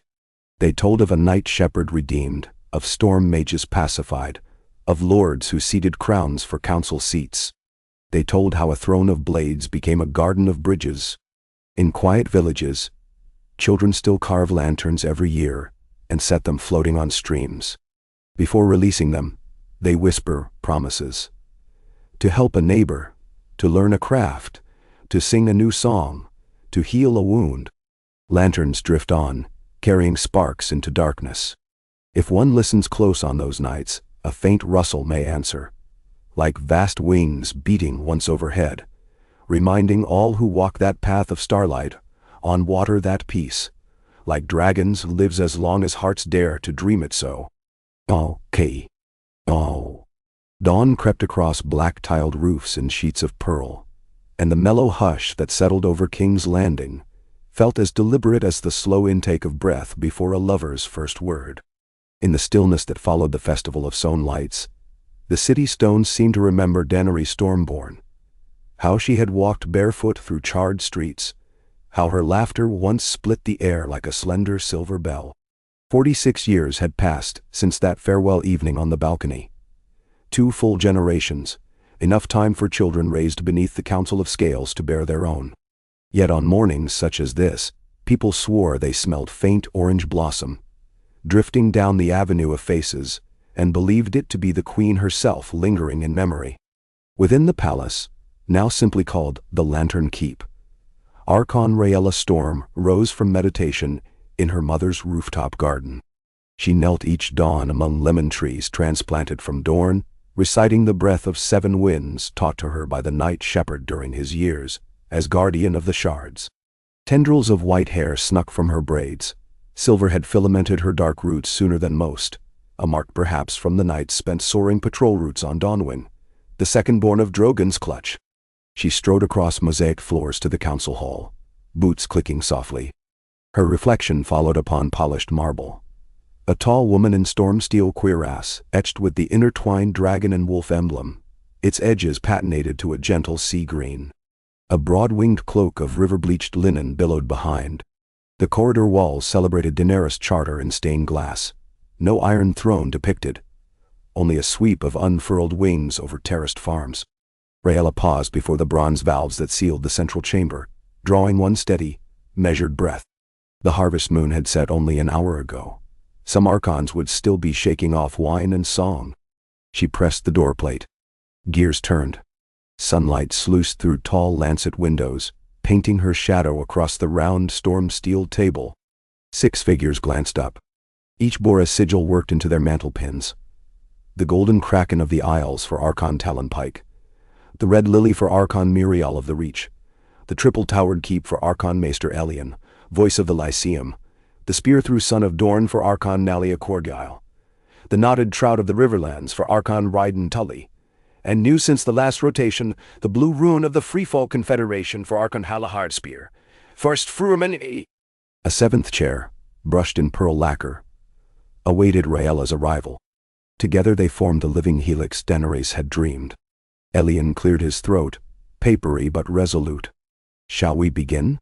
Scrolls rustled as Raela took her place. The council's clerk hung quills ready. At a signal, the doors sealed behind. Elian spoke first. Reports converge from Eastwatch. Tidal surges along the shattered coast washed out 3 fisheries last fortnight. Rise of a full cubit above high water predictions. He tapped a copper plate etched with tide marks. Signs mirror fluctuations preceding the great surge of 93, when 2 seawalls failed at Saltshore. Archon Nalia's brows met. Our seawalls have been reinforced in storm steel. They will endure. Elian inclined his bald head. I do not doubt the walls. I doubt the sea. Charts compiled by the College of Crystal Waters suggest a new current carving troughs beneath foundation pylons. Raela rested forearms on the table's rim. Is the Crystal Waters data verified? Confirmed by 3 watchers, Elian replied. But more pressing, Maesters recorded pulses of unusual warmth within the ice shard lattice at Old Town's archive vault. That stilled the room. Every Archon knew the sanctum that housed those relics, seeds of power older than recorded history, coaxed into dormancy by their ancestors, but never fully quenched. The shards had guided alchemy, medicine, weathercraft. They also reminded humankind of frailty. Talonpike leaned back, dreadlocks cascading.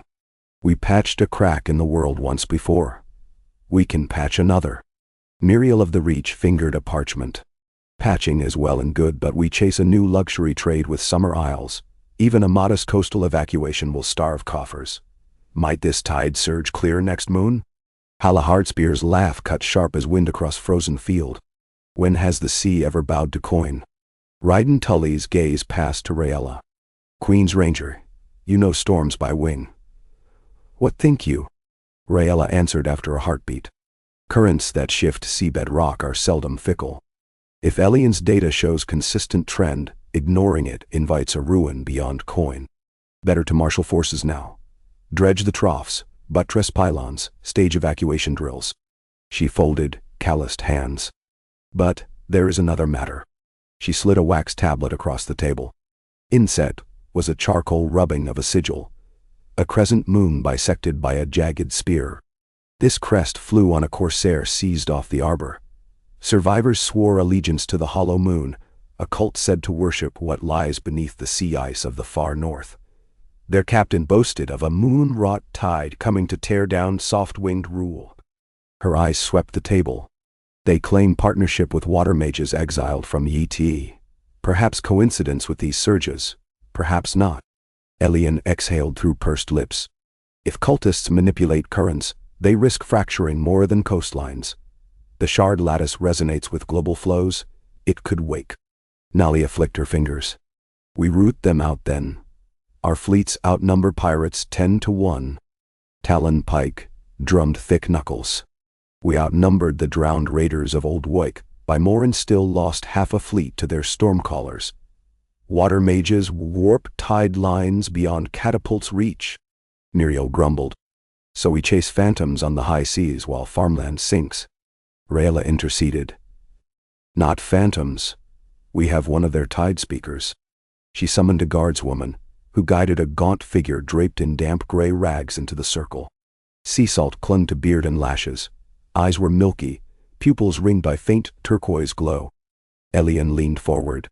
Who is this? Raela's voice held tempered pity. He calls himself.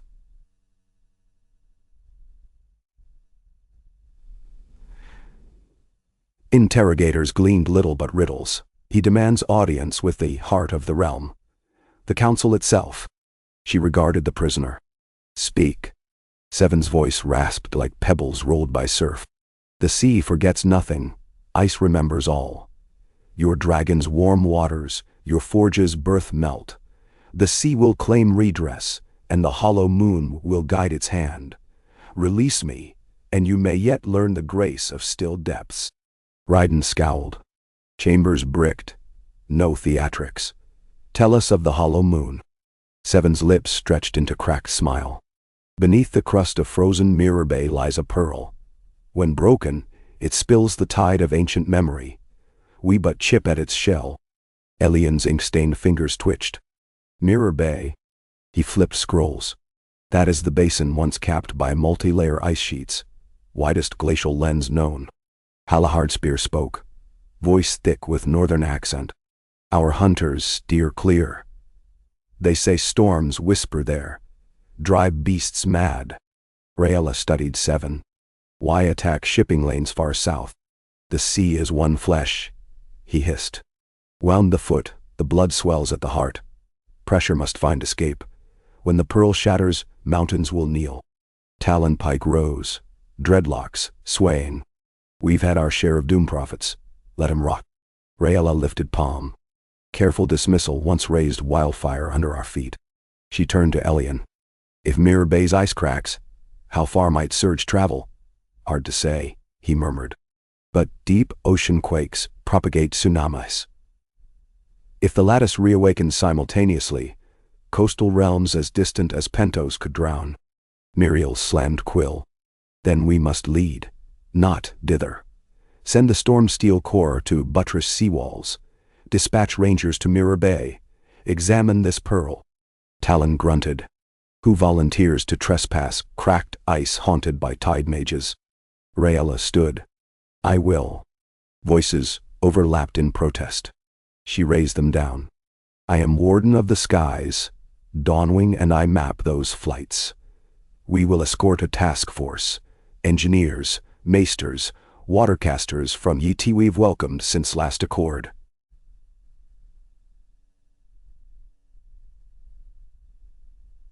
Hala, your free folk know the wild ice. Lend us trackers. Hala nodded once. You'll have 30 spearwives and 3 silence runners. Raela pivoted to Talon. Meanwhile, Pike's fleet patrols western shipping lanes. Seek further hollow moon sails. No wanton slaughter. Secure prisoners. Glean intelligence. He inclined his head. So moved, Raela finished. Gavel thudding. We ride with the next gale. The council rose in unity. No dissent voiced further. Seven's smile curdled, a warning echo perhaps lost to his own madness. Markdown. And 2 weeks later, Dawnwing's obsidian wings carved turquoise sky above the shivering sea. Raela leaned low on the harness, breath frosting as latitudes climbed.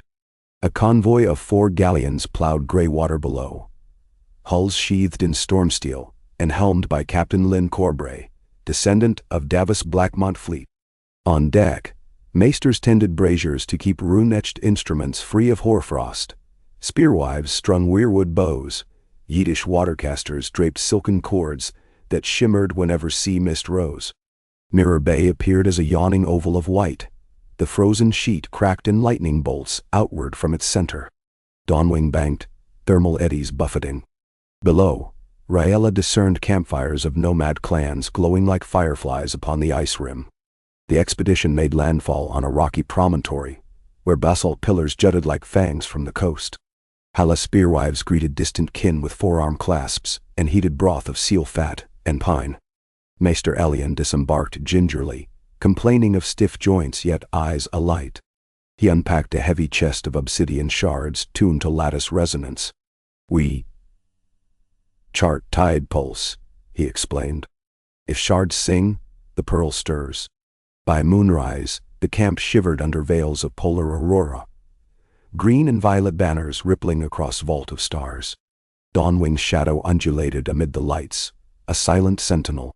Raela slept little, half awake to the subtle shifting groans of ice floes grinding. Pre-dawn, a soundless tremor rolled beneath the camp. Candles quivered, dogs whined. Elian rushed from his tent, clutching seismograph parchment. A deep crack, he muttered. Some 2 leagues inward. Raela parleyed with Hala and Yiddish Magus Shundeju. They determined to mount a sled caravan at once. They left at sunline, 20 sleds drawn by hulking snow lizards, Dawnwing circling above, crystal-helmeted engineers bearing storm steel anchors, Mage chanting water-calming litanies, Freefolk spearwives on ski runners, scouting fishers.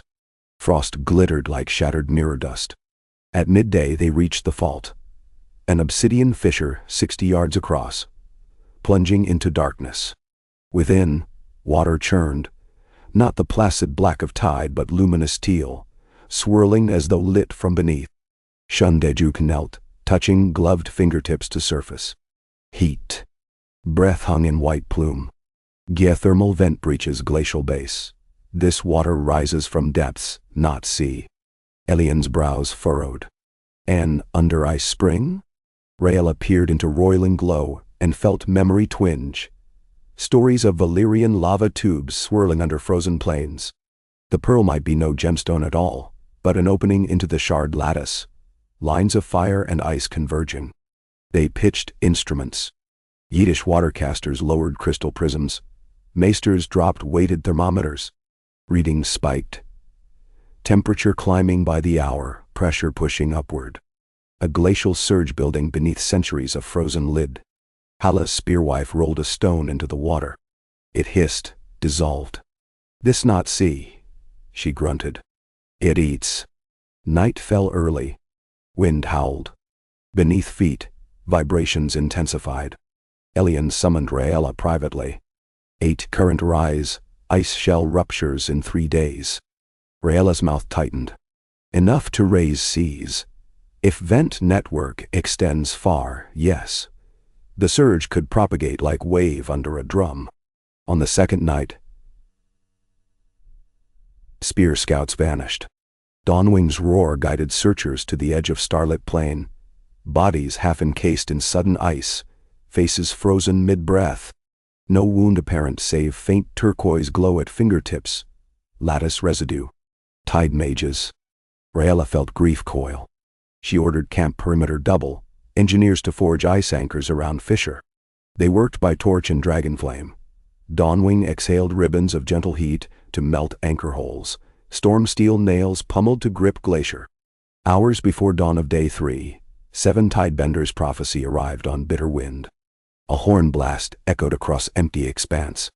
Shapes emerged from blowing snow, figures cloaked in ragged sealskins, eyes glowing with turquoise rings. They bore staffs topped with crescent moon spears. Behind them, lurched sledges piled with opaque spheres like giant pearls. Ice eggs shot with veins of void black. Raela mounted Dawnwing, voice carried by Drake roar. "Bah! Stand down." She spoke in old tongue, hoping freefolk roots might reach. The tide mages answered with wail. The ground quaked. One hurled an ice egg into the fissure. It splintered, releasing plume of steam. The roar grew. Battle erupted. Spearwives loosed arrows. Mages threw water blades. Engineers swung storm steel picks. Dawnwing strafed, exhaling low heat to shatter ice staves without searing flesh, mindful of Daenerys' edict. Yet for every staff broken, 2 more gleaned froth from fissure, shaping spears of steaming brine. In the melee, Raela spied a massive egg near the fissure's lip, cracks pulsing. She realized it contained shard resonance. If it dropped, it could detonate the vent seal. She urged Dawnwing into dive. Arrow sleeted past. She leapt from harness at 10 paces, skidded across slick. Grabbing the egg, she felt scalding cold, burn and freeze at once. Muscles screamed. She hoisted, slipped. A tide mage advanced, eyes blazing. He swung staff. She pivoted, using egg as shield. Staff shattered against shell. She kicked mage into snow, regained footing. She bellowed for pick handlers. 2 engineers rushed. Together they rolled the egg away from edge, binding it with storm steel chains. Dawnwing dragged lines, hauling egg beyond fissure radius. Meanwhile, Shundeju and Elian combined arts. Water chants laced with shard resonance emitted from obsidian crystals. They struck a harmonic. The fisher's water calmed like startled heartbeat returning to coil. Tide mages faltered, clutching heads. Hala's spearwives pressed advantage, disarming enemies without slaughter. A hush fell, broken only by distant rumble of subsurface flows. Raela strode to Tide Mage leader, a wizened woman whose skin bore frost cracks. "Release the pearl," the woman croaked. "Let memory rise." Raela knelt. Memory need not drown the living to be honored. She raised gauntlet. "Help us seal vent safely. We will chronicle your order, guard the currents together." The mage closed luminous eyes. At length she nodded once. Under heavy skies, rival camps toiled shoulder to shoulder, placing storm steel braces across fissure edges, dropping glass-shelled salves brewed to absorb heat. Yiddish magi etched runic coolant spirals. Dawnwing channeled furnace gusts into targeted vents, equalizing pressure. By sunset third day, tremors eased. Elian's instruments chimed steady green. Surges dampened. The pearl remained intact, stored safely for study in reinforced ice vault. Raela declared Operation triumphant but not complete. They would station a permanent research outpost to monitor Mirror Bay forever. Tide mages, freed of cult dogma, accepted roles as custodians. Markdown. Messages flew south, swift as gulls. The Council of Scales reconvened, lauding expeditions, diplomacy. Muriel of the Reach announced flood defense grants for riverfolk. Talon Pike reported captured Hollow Moon corsairs, now swore oaths of sea stewardship. Nalia Corgyle pledged desert aqueduct artisans to aid any coastal holdfast repegging seawalls. Raela refused accolades. She addressed the Commons chamber, voice echoing beneath stained crystal hatchwork. Disaster was averted not by dragon's flame alone, but by every craft our ancestors bequeathed. Water song of Yiti, storm steel of the Iron Isles, freefolk sleuths, maester arithmetic. This is what Daenerys dreamed, we are greater woven than apart. That night lanterns once more floated Blackwater Rush. Fisher lads sang an old lullaby first chanted beneath broken iron throne vaults, toggling verses of snow and flame. A passing mother whispered to her daughter, "Hush, child, the Dragon Queen still watches each spark." Markdown. Enendera. 5 summers rolled by, golden and merciful. Gardens flourished on palace terraces. Shards in Lyceum pulse. Serene white. Children studied new histories where monarchy was footnote to council rule. Yet among scrolls, Raela found an overlooked prophecy recorded by Maester Samuel decades earlier. If shards rejoin of their own accord, they may call forth the world tree seed, a heart fire blooming that could reshape soil and sky alike. Scientists debated myth. Raela, mindful of Mirror Bay, advocated caution. She funded research expeditions to remote locales, smoking islands off Sothorios, steppes of Far Leng, caverns of collapsed high hermitage. Teams found nothing, until a Thunderbird courier arrived from the Rashandi Peaks east of Yiti bearing a charred tablet. Symbols matched those on the mosaic of 3 dragons. An intertwined Triskelion, but edges bled outward like uncoiling vines. One head white, one gold, one obsidian. Beneath, a tree of crystal roots crowned by crownless halo. Archon Raela called emergency session. Interpreters believed the dragons represented not beasts now, but forces. Ice, fire, and seed. "We have ice vent and fire shards," Raela said. "But what is seed?" Hala grinned darkly. "Seed grows bends of world, maybe memory longing for new shape." Muriel frowned. "We dare not break what peace we've made chasing myth." Talon Pike countered. "Ignore and myth may break us." Raela considered dawn over rooftops, where starling flocks wheeled like shards of black glass. If the world edges toward metamorphosis, we must shepherd it. She proposed a neutral convocation. Artisans, mages, farmers, healers, fisherfolk, voices of soil and song, gathered to weigh risk and desire. Council assented. Markdown. Endo. The convocation of seed met at Seasmoke Amphitheater. a ring carved into cliff overlooking Whispering Sound. 50,000 attendees camped in terraced tents, each banner different. Over 3 weeks, they debated long into star-drenched nights. Could a world tree bloom restore barren plains? Would root expansion flood valleys? Is parity with nature worth reshaping coasts? The arguments became music, soared and shattered, wove again. At the close, a weaver from Tarth offered simple parable. Seeds must crack to grow, yet gentle hands guide sprouts. On final day, delegates voted, pursue measured awakening of world tree seed under strict oversight. Council of Scales ratified. Shundeju designed shard harmonics. Tide mages promised currents to feed roots. Raela volunteered Dawnwing for aerial irrigation. Markdown. ND. Work commenced in Basin of Birkenwell, a landlocked valley once ravaged by wildfire, but now nurtured by dammed springs. Engineers embedded shards under ironbark soil and planted arrays of spiral seeds cultivated from Valyrian flora. Maesters timed lunar cycles, watercasters sung rainfall. Raela and Dawnwing circled daily, scattering ash fertilizer from Mirror Bay vent mixed with Reach loam. 77 days after planting, tremors rattled foothills. Leaves of luminescent silver unfurled across valley floor overnight, vines thick as shipmasts coiled upward. Blossoms of translucent glass sighed open, releasing spores that glimmered in dusk. By day 84, the first trunk pierced clouds. Artists journeyed to witness dawn burn resin windows in living tower.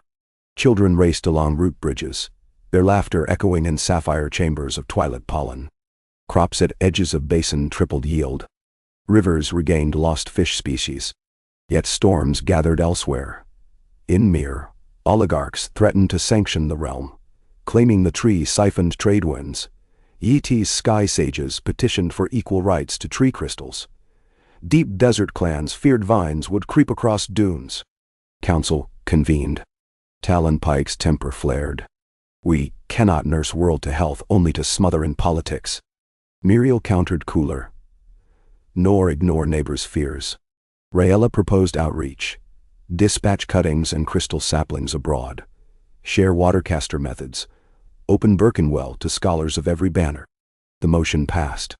Vessels loaded crates of living resin. Airships tethered to Dawnwing suns bore saplings across ocean. Uptake was uneven, yet hearts softened when new creepers coaxed dew into desert wells, when sap crystals cured blight in Pentashi vineyards, when vine-woven levees spared stormlands from flood. Markdown. And then, years unfurled. The world tree, dubbed Alarbor Dawnstar, crowned hemisphere with pollen storms each equinox, painting sunsets opal green. Under roots, Maeve Barkwright, great-granddaughter of Baelon, charted honeycomb chambers where ambient shard resonance healed broken bones in days. Free clinics blossomed. But resonance also stirred deeper memories. In distant ruins of Hammerhorn, miners unearthed obsidian obelisks that hummed in harmony with Dawnstar, summoning shades of long-dead kings in dreamwalks. Some minds cracked. Nightmares leak. The council responded, establishing dream wardens. Empath-trained guardians guiding sleepers through memory storms. Once again, new gift demanded guardianship, not control. Markdown. Now, Raela, hair moon-white, stood one morning upon lantern-lit parapet overlooking King's Landing. She listened. City alive with dovetail joiners singing as they repaired library buttresses, philosophers arguing ethics of memory harvest, children hawking sweet drop fruit pressed from Dawnstar vines. She closed eyes and felt wind carry hum from Birkenwell, the world's new heartbeat. She sensed presence behind. Dawnwing hunkered on tower, scales dulled by age yet eyes keen. He lowered head. She pressed brow to snout. Their breaths mingled. She whispered, "We did it, old friend." Memories flashed. Her mother's lantern vow, Daenerys' final sigh, Mirror Bay's glow. A tear tracked weathered cheek. Archon Raela, now near 90, walking with Riverreed cane, joined. "We have come far." She smiled. We will go farther. He glanced skyward. Storm coming. Not of weather. She followed his gaze. Dark smudge on horizon, an airship fleet from Mire bearing black banners. She knew rumors, a faction rejecting shard diplomacy, calling Dawnstar a dragon's yoke cloaked in vine. They would bargain or burn. Raela squared shoulders. Summon council. Dawnwing lifted wings, crisscrossed by scars but unbroken. She mounted. Air cracks parted as they ascended. Below, city bells rang, not of fear, but assembly. Lanterns flared. Dragon and rider cut through dawning storm. She thought of Daenerys' first entrance to King's Landing, of orange blossom and sea salt. She thought of seas floating on river, of her mother's edict that mercy must temper flame. She whispered a promise to sky. The realm would remain beloved even under cloud. There would be talk, negotiation, perhaps for a time even war of ideas. But the lantern light within her people had outgrown fear. It would spread across towers and fields, across Mirish decks and Yiddish pagodas, across every border until borders blurred like dawn meeting day. Because one truth remained immutable. Flame and shard together forged something stronger than either alone. Hope, the most dangerous and wondrous element in any world. And as long as dragons' wings beat and seeds cracked open towards sun, hope would carry Westeros forward, sane and beloved, into stories yet unwritten. K. and G. They saw the approaching storm long before the clouds arrived, for it announced itself not in thunder, but in the hum of wind machines and the black thistle shapes of 12 Mirish war dirigibles, shifting against the dawn. Each craft glimmered with lacquered silk panels painted in oil-dark hues, and beneath every gas bladder hung basket gondolas, armored in copper scales. Ballista arms jutted from prow and stern like thorny antennae. The lead vessel, Mercy's Rebuke, trailed a banner stitched with the silver crescent of the hollow moon, the same fanatic sigil that had once haunted Mirror Bay. Dawnwing banked as Raela raised a hand to shade her eyes. From this altitude she could see the entire sweep of King's Landing glittering under sunrise, the Lantern Keep's glazed domes glowing rose gold, Blackwater Rush twining seaward past the Breakwater Causeway, and beyond, the jade patchwork of terraced orchards watered by channels fed from the World Tree. All of it seemed as vulnerable as a painter's miniature set against the flared prows, now clawing toward the city. She guided Dawnwing into a downward spiral, dropping through tiers of air, until she could read the faces clustered at railings. Pale shapes under leather cowls, some bearing telescopes, others winding the cranks of spring-powered harpoon throwers. A line of glimmering globes hung beneath the central gondola. Glass bombs, she guessed, filled with phosphorus slurry or something worse. Raela brought Dawnwing to hover 30 yards off the Rebuke's bow, wings beating slow thunder. Wind buffeted the dirigible, making cables creak. Sailors staggered, clutching tethers. But the craft held steady. Its undercarriage bristled with bolt tubes trained on the dragon's shadow. She cupped her gauntleted hands to her mouth.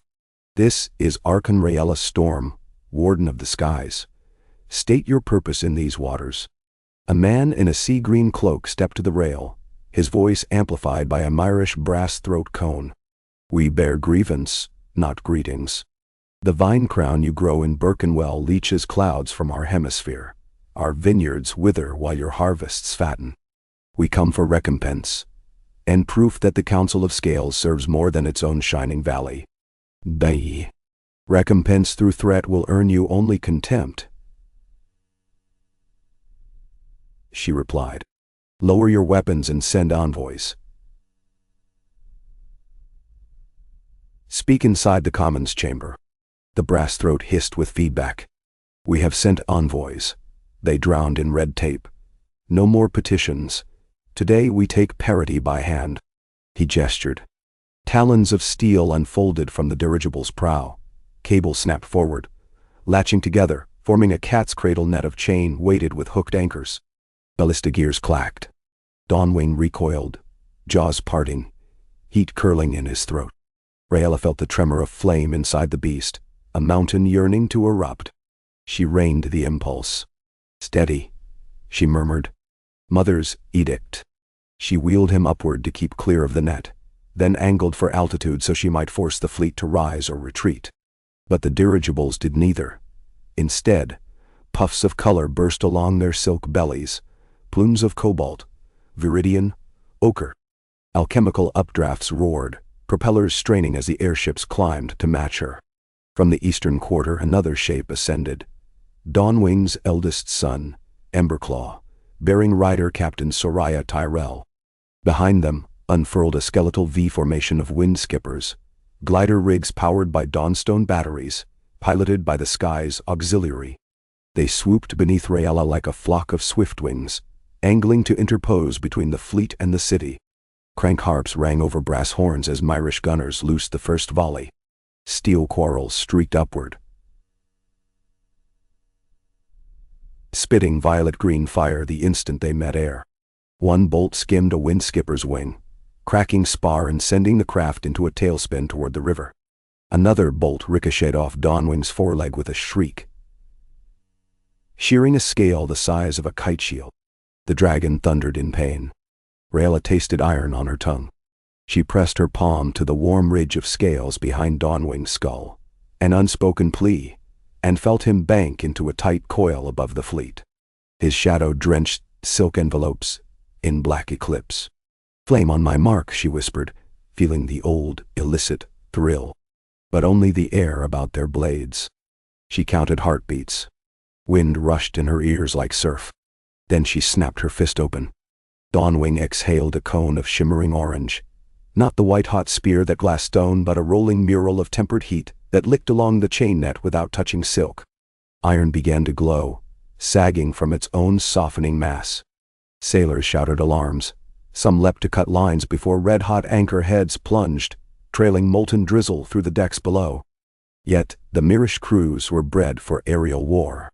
Even as anchors fell, they heaved open belly doors, disgorging a swarm of sky wasps, automata shaped like hornets the length of a man's forearm.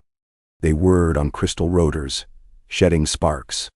The cloud of machines shot past Dawnwing's heat wash unharmed and arced toward the wind skippers, legs extruding brass sting darts.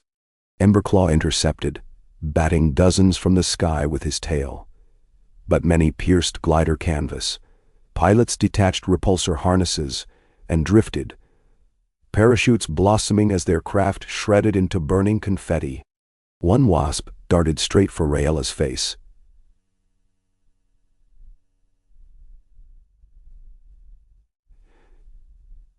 She ducked and slashed with a short sickle blade.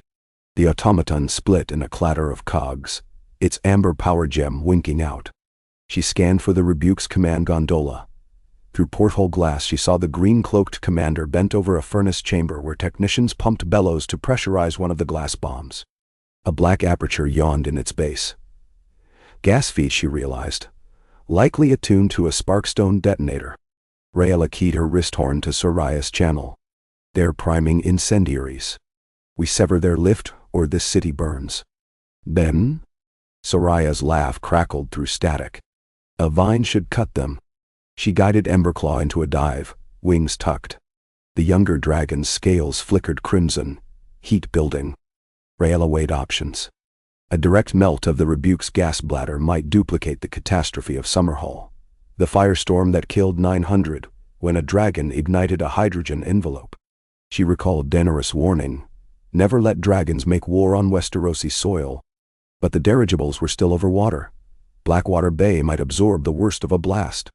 She whispered apology to the memory of her mother, then drew the fluted horn at her belt and blew one resonant note, a call for partial flame. Dawnwing's ear frills snapped. He banked, lining up on the Rebuke's starboard flank. Below, fleet ballistae tried to track him but pivoted too slow. A heartbeat's pause, and dragonfire raked the envelope in a jagged scar, shearing silk seams, licking dope varnish into an inferno. Hydrogen shrieked. The Rebuke jolted, lifelines snapping. Sailors screamed as blast wind hurled them over rails. But Raela had aimed too shallow. Only half the bladder ruptured. The ship listed violently, began to sink, but drifting embers found no purchase on damp deck. Yet within the command gondola, the furnace spike had gone critical. Flames speared through portholes. An instant later, the glass bomb burst prematurely, hurling a geyser of burning gel that rained onto the bay. Raela swore. She saw fisher barges below slashing oars to flee the flaming slick. She angled Dawnwing into a stoop. The dragon's jaws parted, issuing a gale of superheated breath across the surface of the water. The gel combusted hotter, oxygen whipped away, and with a roar the slick expanded, then died, denatured into black scum that hissed and went dark. Steam mushroomed skyward, cloaking shattered timbers, but sparing the quays. Above, the remaining 11 dirigibles began a retreat, casting ballast to pivot seaward. Emberclaw collared a trailing airship, claws perforating silk like parchment. Wind shrieked through ragged rents as the craft yawed downward. Soraya lofted free on her harness as the airship fell, lifeboats detaching. She directed Emberclaw to herd the survivors shoreward, rather than let them drown. Within minutes, the fleet had broken formation and fled, streaming lines of smoke. Sky's auxiliaries, those still airborne, shepherded parachuting mermen toward waiting harbor skiffs, where city guard mariners began hauling them out by the dozen. Not one arrow flew from the docks. The guard operated under orders set during Daenerys' reign: capture, treat, question. When the last dirigible vanished over the horizon, Raela guided Dawnwing lower. They circled the smoldering hull of the Mercy's Rebuke, which wallowed half-submerged beyond the breakwater. Fireboats already churned toward it under thudding oar wheels, hoses spouting frost, slurry pumped from mirrored cisterns, tech developed by watercasters after Mirror Bay. The quick response eased her pulse. Systems held. She turned to the city. Crowds lined quay walls like serried feathers. Fishmongers, spitehouse bakers, kuhoric scribes, children in patched cloaks.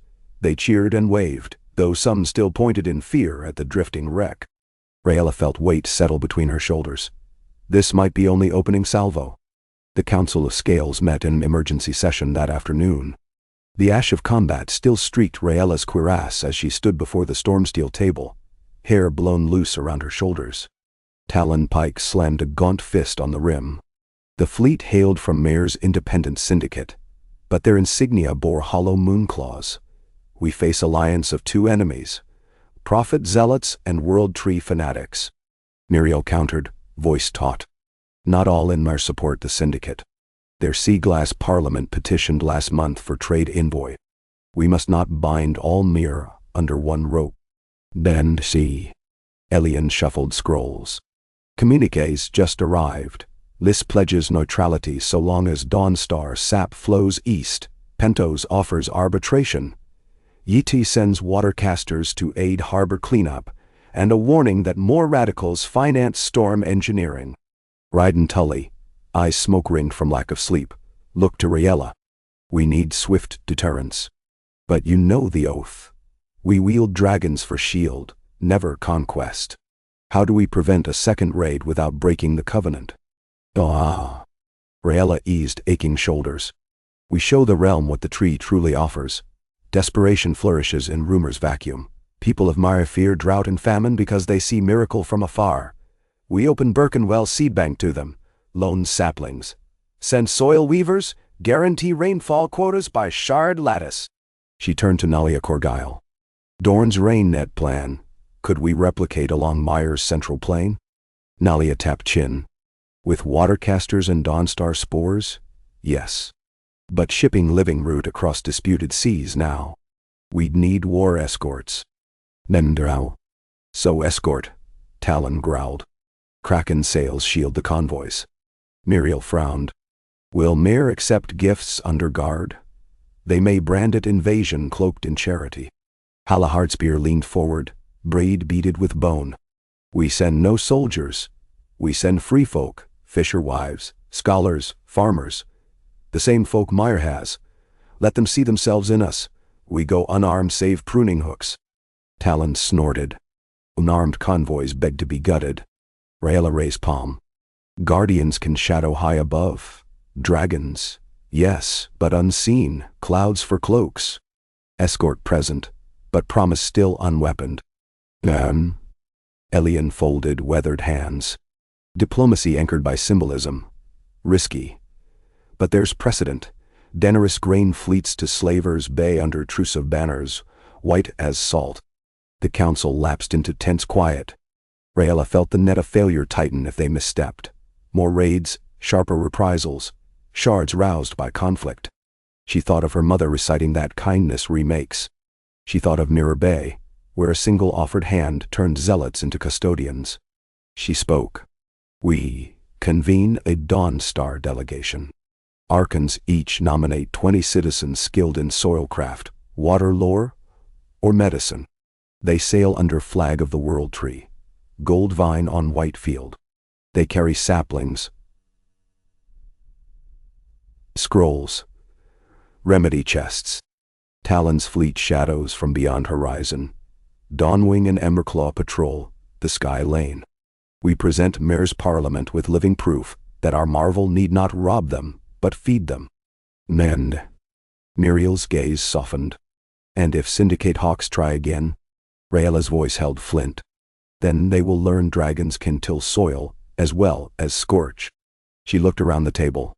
None found rebuttal. 3 weeks later, 3 Carracks slipped out of Blackwater Bay beneath the gentle aurora of late summer. Seedbearer, Gillis Grace, and Cordial Tide. Their decks overflowed with green crates braced by moss rope. Sapling vines curled around handrails, leaves soughing in warm sea air. Children from the city's orphan guild had volunteered as song tenders to hum root lullabies taught by Lyceum botanists. Free folk spearwives, faces painted in blue swirls, served as icy house monitors to keep shards exuding steady cool and whole. Maesters tallied crates while watercasters wove condensation nets over cargo bays.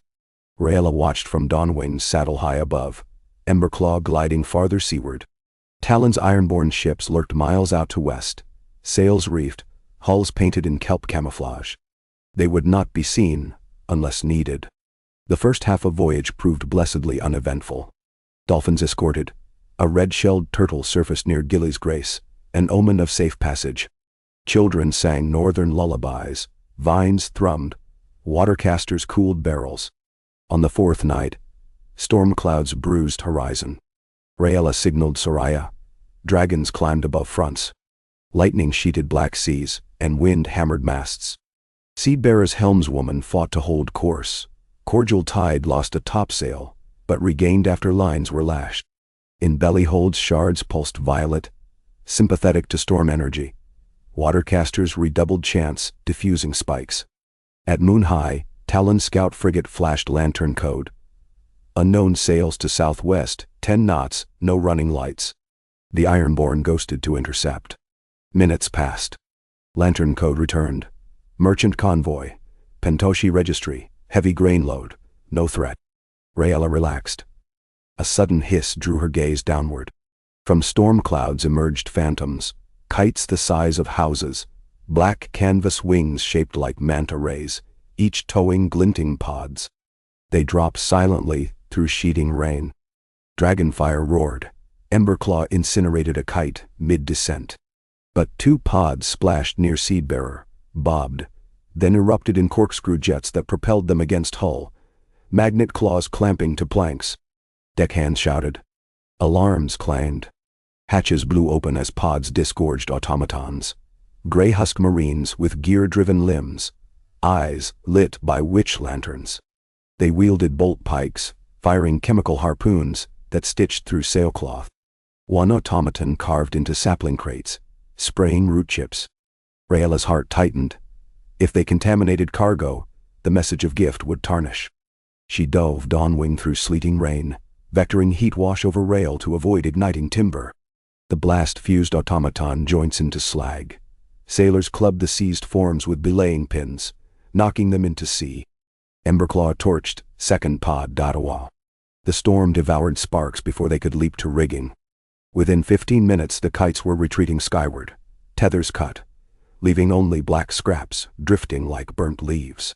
When darkness stilled, Raela circled low. Ship captains reported minimal loss. 2 crates destroyed, 1 mast splintered, no deaths. A captured automaton head revealed makers. A Mirish gear guild known for clandestine contracts. Confirmation. Radicals would sabotage peace rather than parley. She convened deck council at dawn, rain still pattering. Free folk ice monitors stood shoulder to shoulder with Pentoshi sailors, Lyceum maesters, Yiddish chanters. Raela addressed them plain. Gifts contested are gifts worth twice. She proposed a new tactic. Anchor convoy 30 leagues short of Myrish coast. Send an advance cutter with minimal saplings as token and request corridor through syndicate blockade to deliver the rest. A gesture of trust, even vulnerability. Crew murmured over risk. Cutter could vanish, or a corridor refuse. Finally a small voice rose. A child named Wren, lantern tender with cheek smudged green from vine sap. If they burn the small gift, she said, they burn their own hope where all can see. Simplicity cut the debate. Captain Corbray volunteered the swift catamaran flicker. Icecasters carved an escorting iceberg fragment to maintain shards cool. Sailors loaded 30 saplings. Each bound in ribbon dyed the Myrish sunrise blue. Raela watched flicker skitter into mist. Her hull silvered by dawn, sail embroidered with gold vine on white. Then she waited, hours measured by pulse of shards. Dragons circled high, wind-tongued rigging. By late afternoon a plume flickered on horizon.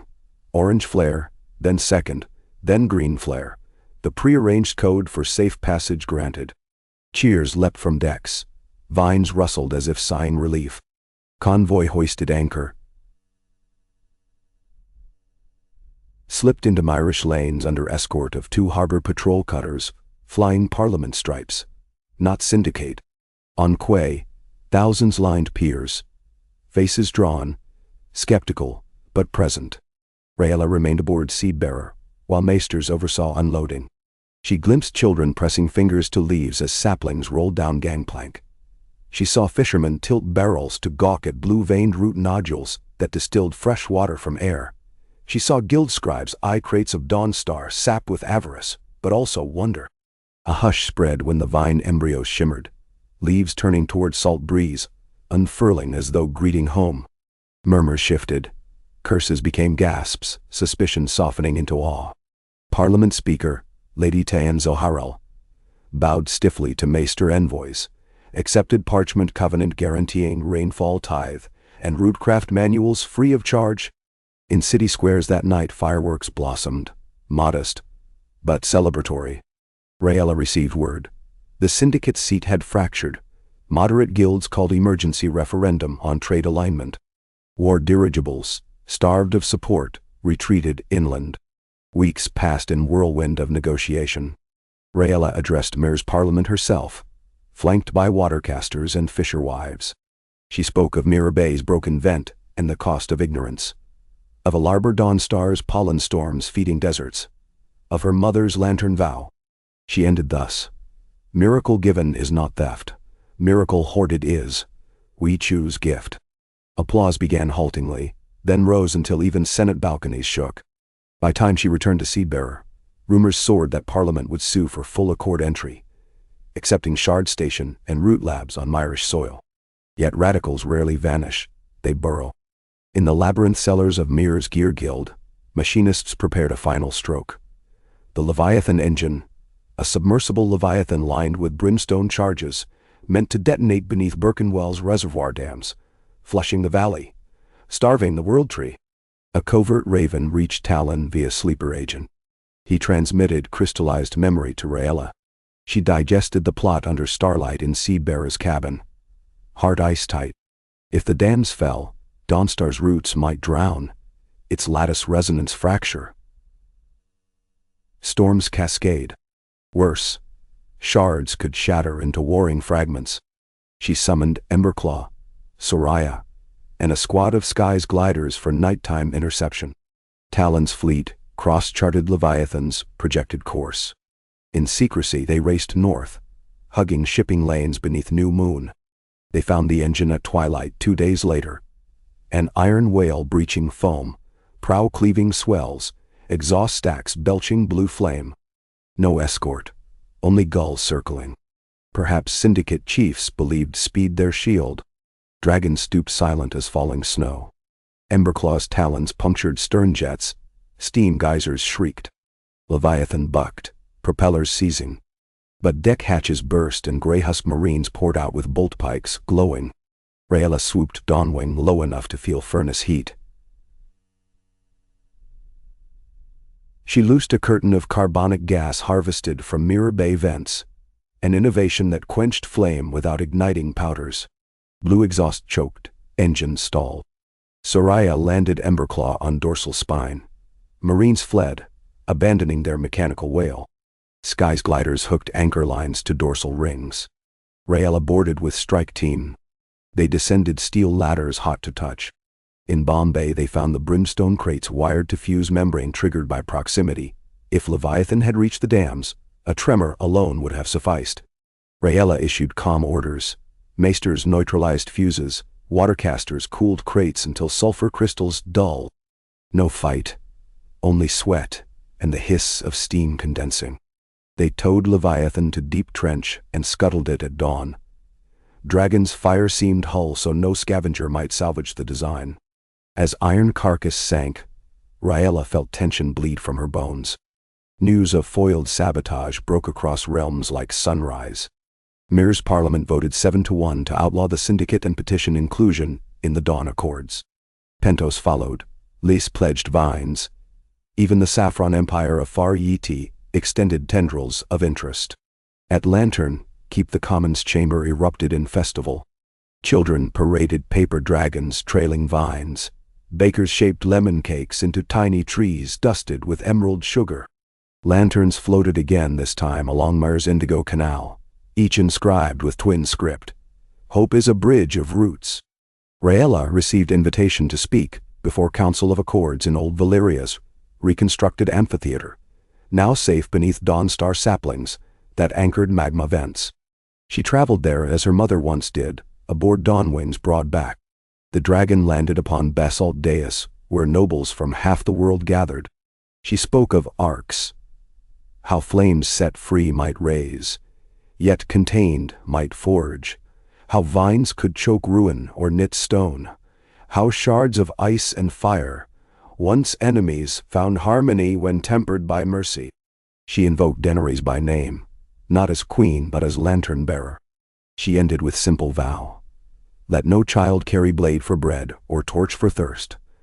Let our greatest battles be for wonder. When she finished, even embittered emissaries of the Iron Bank stood to clap. Above, Dawnwing raised his head and answered with a roar so resonant that glass windows of ancient spires rang like harps. No threat, but benediction. Years slid into quiet, busy blank verses. Mir blossomed under vine nets. Mirror Bay stabilized under Tide Mage care. Shards in Lyceum pulsed serene indigo. Emberclaw hatched a clutch of 3, the first dragons born in open peace since pre-conquest days. One was gifted to Myrish Parliament, another to the Freefolk Confederation. The third remained unbonded, to be chosen by lottery of every 10-year-old across realms. So any child, fisher or prince, might dream of sky. Raela's hair became snow. Dawnwing's flights shortened. On the 17th anniversary of the Mir mission, she climbed the World Tree's inner spiral with Joan's grandson Eden, newly appointed Dream Warden. They stood on a balcony of crystal bark half a league above ground, clouds adrift below. Sap walls glowed with dawnlight, casting prism motes across their faces. Raela rested a hand on living bark. Listen. Eden cocked ear. Faint hum resonated, a choir of 1,000,000 leaves. That is the realm's pulse, she said.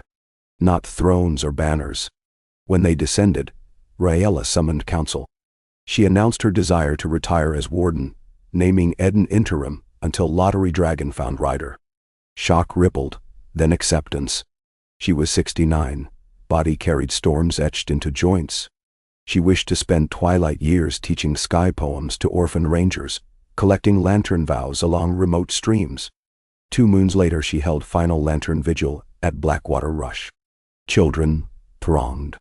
She lit her candle, set it upon a lotus bowl of silver leaf, whispered, "May seeds forever outrun swords." Lantern bobbed away, joining a river of lights. She felt her mother's presence, orange blossom, sea salt. At dawn she rode Dawnwing one last time across the tree-crowned valley. Vine terraces, shard spires, sun glittering on river mirrors. High over Birkenwell she guided him into gentle glide. His breath came slow, content. She sang the lullaby of 7 winds. When song ended, Dawnwing drifted lower, alighted upon a tendril perch, folded wings. He bowed great head. She dismounted, kissed warm nostrils. His golden eye closed, then opened once, reflecting sky and her face. He beat wings once, twice, ascended into morning haze, and was gone. She felt no sorrow, only gratitude. Seasons cycled. Lottery chose fisher girl named Sorry Willow, from river runs shoals tot. She bonded to hatchling Frostflame, white scales tipped with ember specks, a living emblem of realm's dual heritage. Under her, Sky's charter opened cadet wings for any who dreamed high enough. Old stories lingered, but new tales budded, of dragon-riding bakers delivering succulent breads to mountain hamlets, of vine tenders coaxing glowfruit for night-blind miners, of tide mages mapping coral libraries, of automata smiths forging prosthetic wings for children born without limbs. And somewhere beyond civil dawn, whispers told of shards grown amber quiet, of dream wardens who walked the lattice in tranquil light and returned with lullabies for sleepless hearts. When they sang, dawn seemed brighter. In her 93rd year, Raela sat beside the rush, weaving reed boats with orphans. A young boy asked, "Is it true dragons once burned cities?" She smiled, tying reed knot. "They burned fear. Now they light way for lanterns." He frowned. "Will fear come back?" "Always," she answered, handing him the boat. "That is why we keep seed and flame together. One grows, the other guards." They placed tiny boat on water. Current caught it, carrying reedcraft into sunflecks. The boy watched until it vanished round a bend. He whispered, "I'll keep seed and flame." She placed weathered hand on his shoulder. "And hope will keep you." Overhead, Frostflame soared with Sorry, white wings scattering morning mist into rainbows. Their shadow swept riverbank, and for an instant Raela saw superimposed upon it the long-ago silhouette of her mother and Drogon. She breathed the fragrance of crushed orange blossom, and believed the Queen of Lanterns smiled still. The realm breathed with her, leaf by leaf, lantern by lantern, dragon wing by dragon wing, ever alive, ever remade, ever beloved.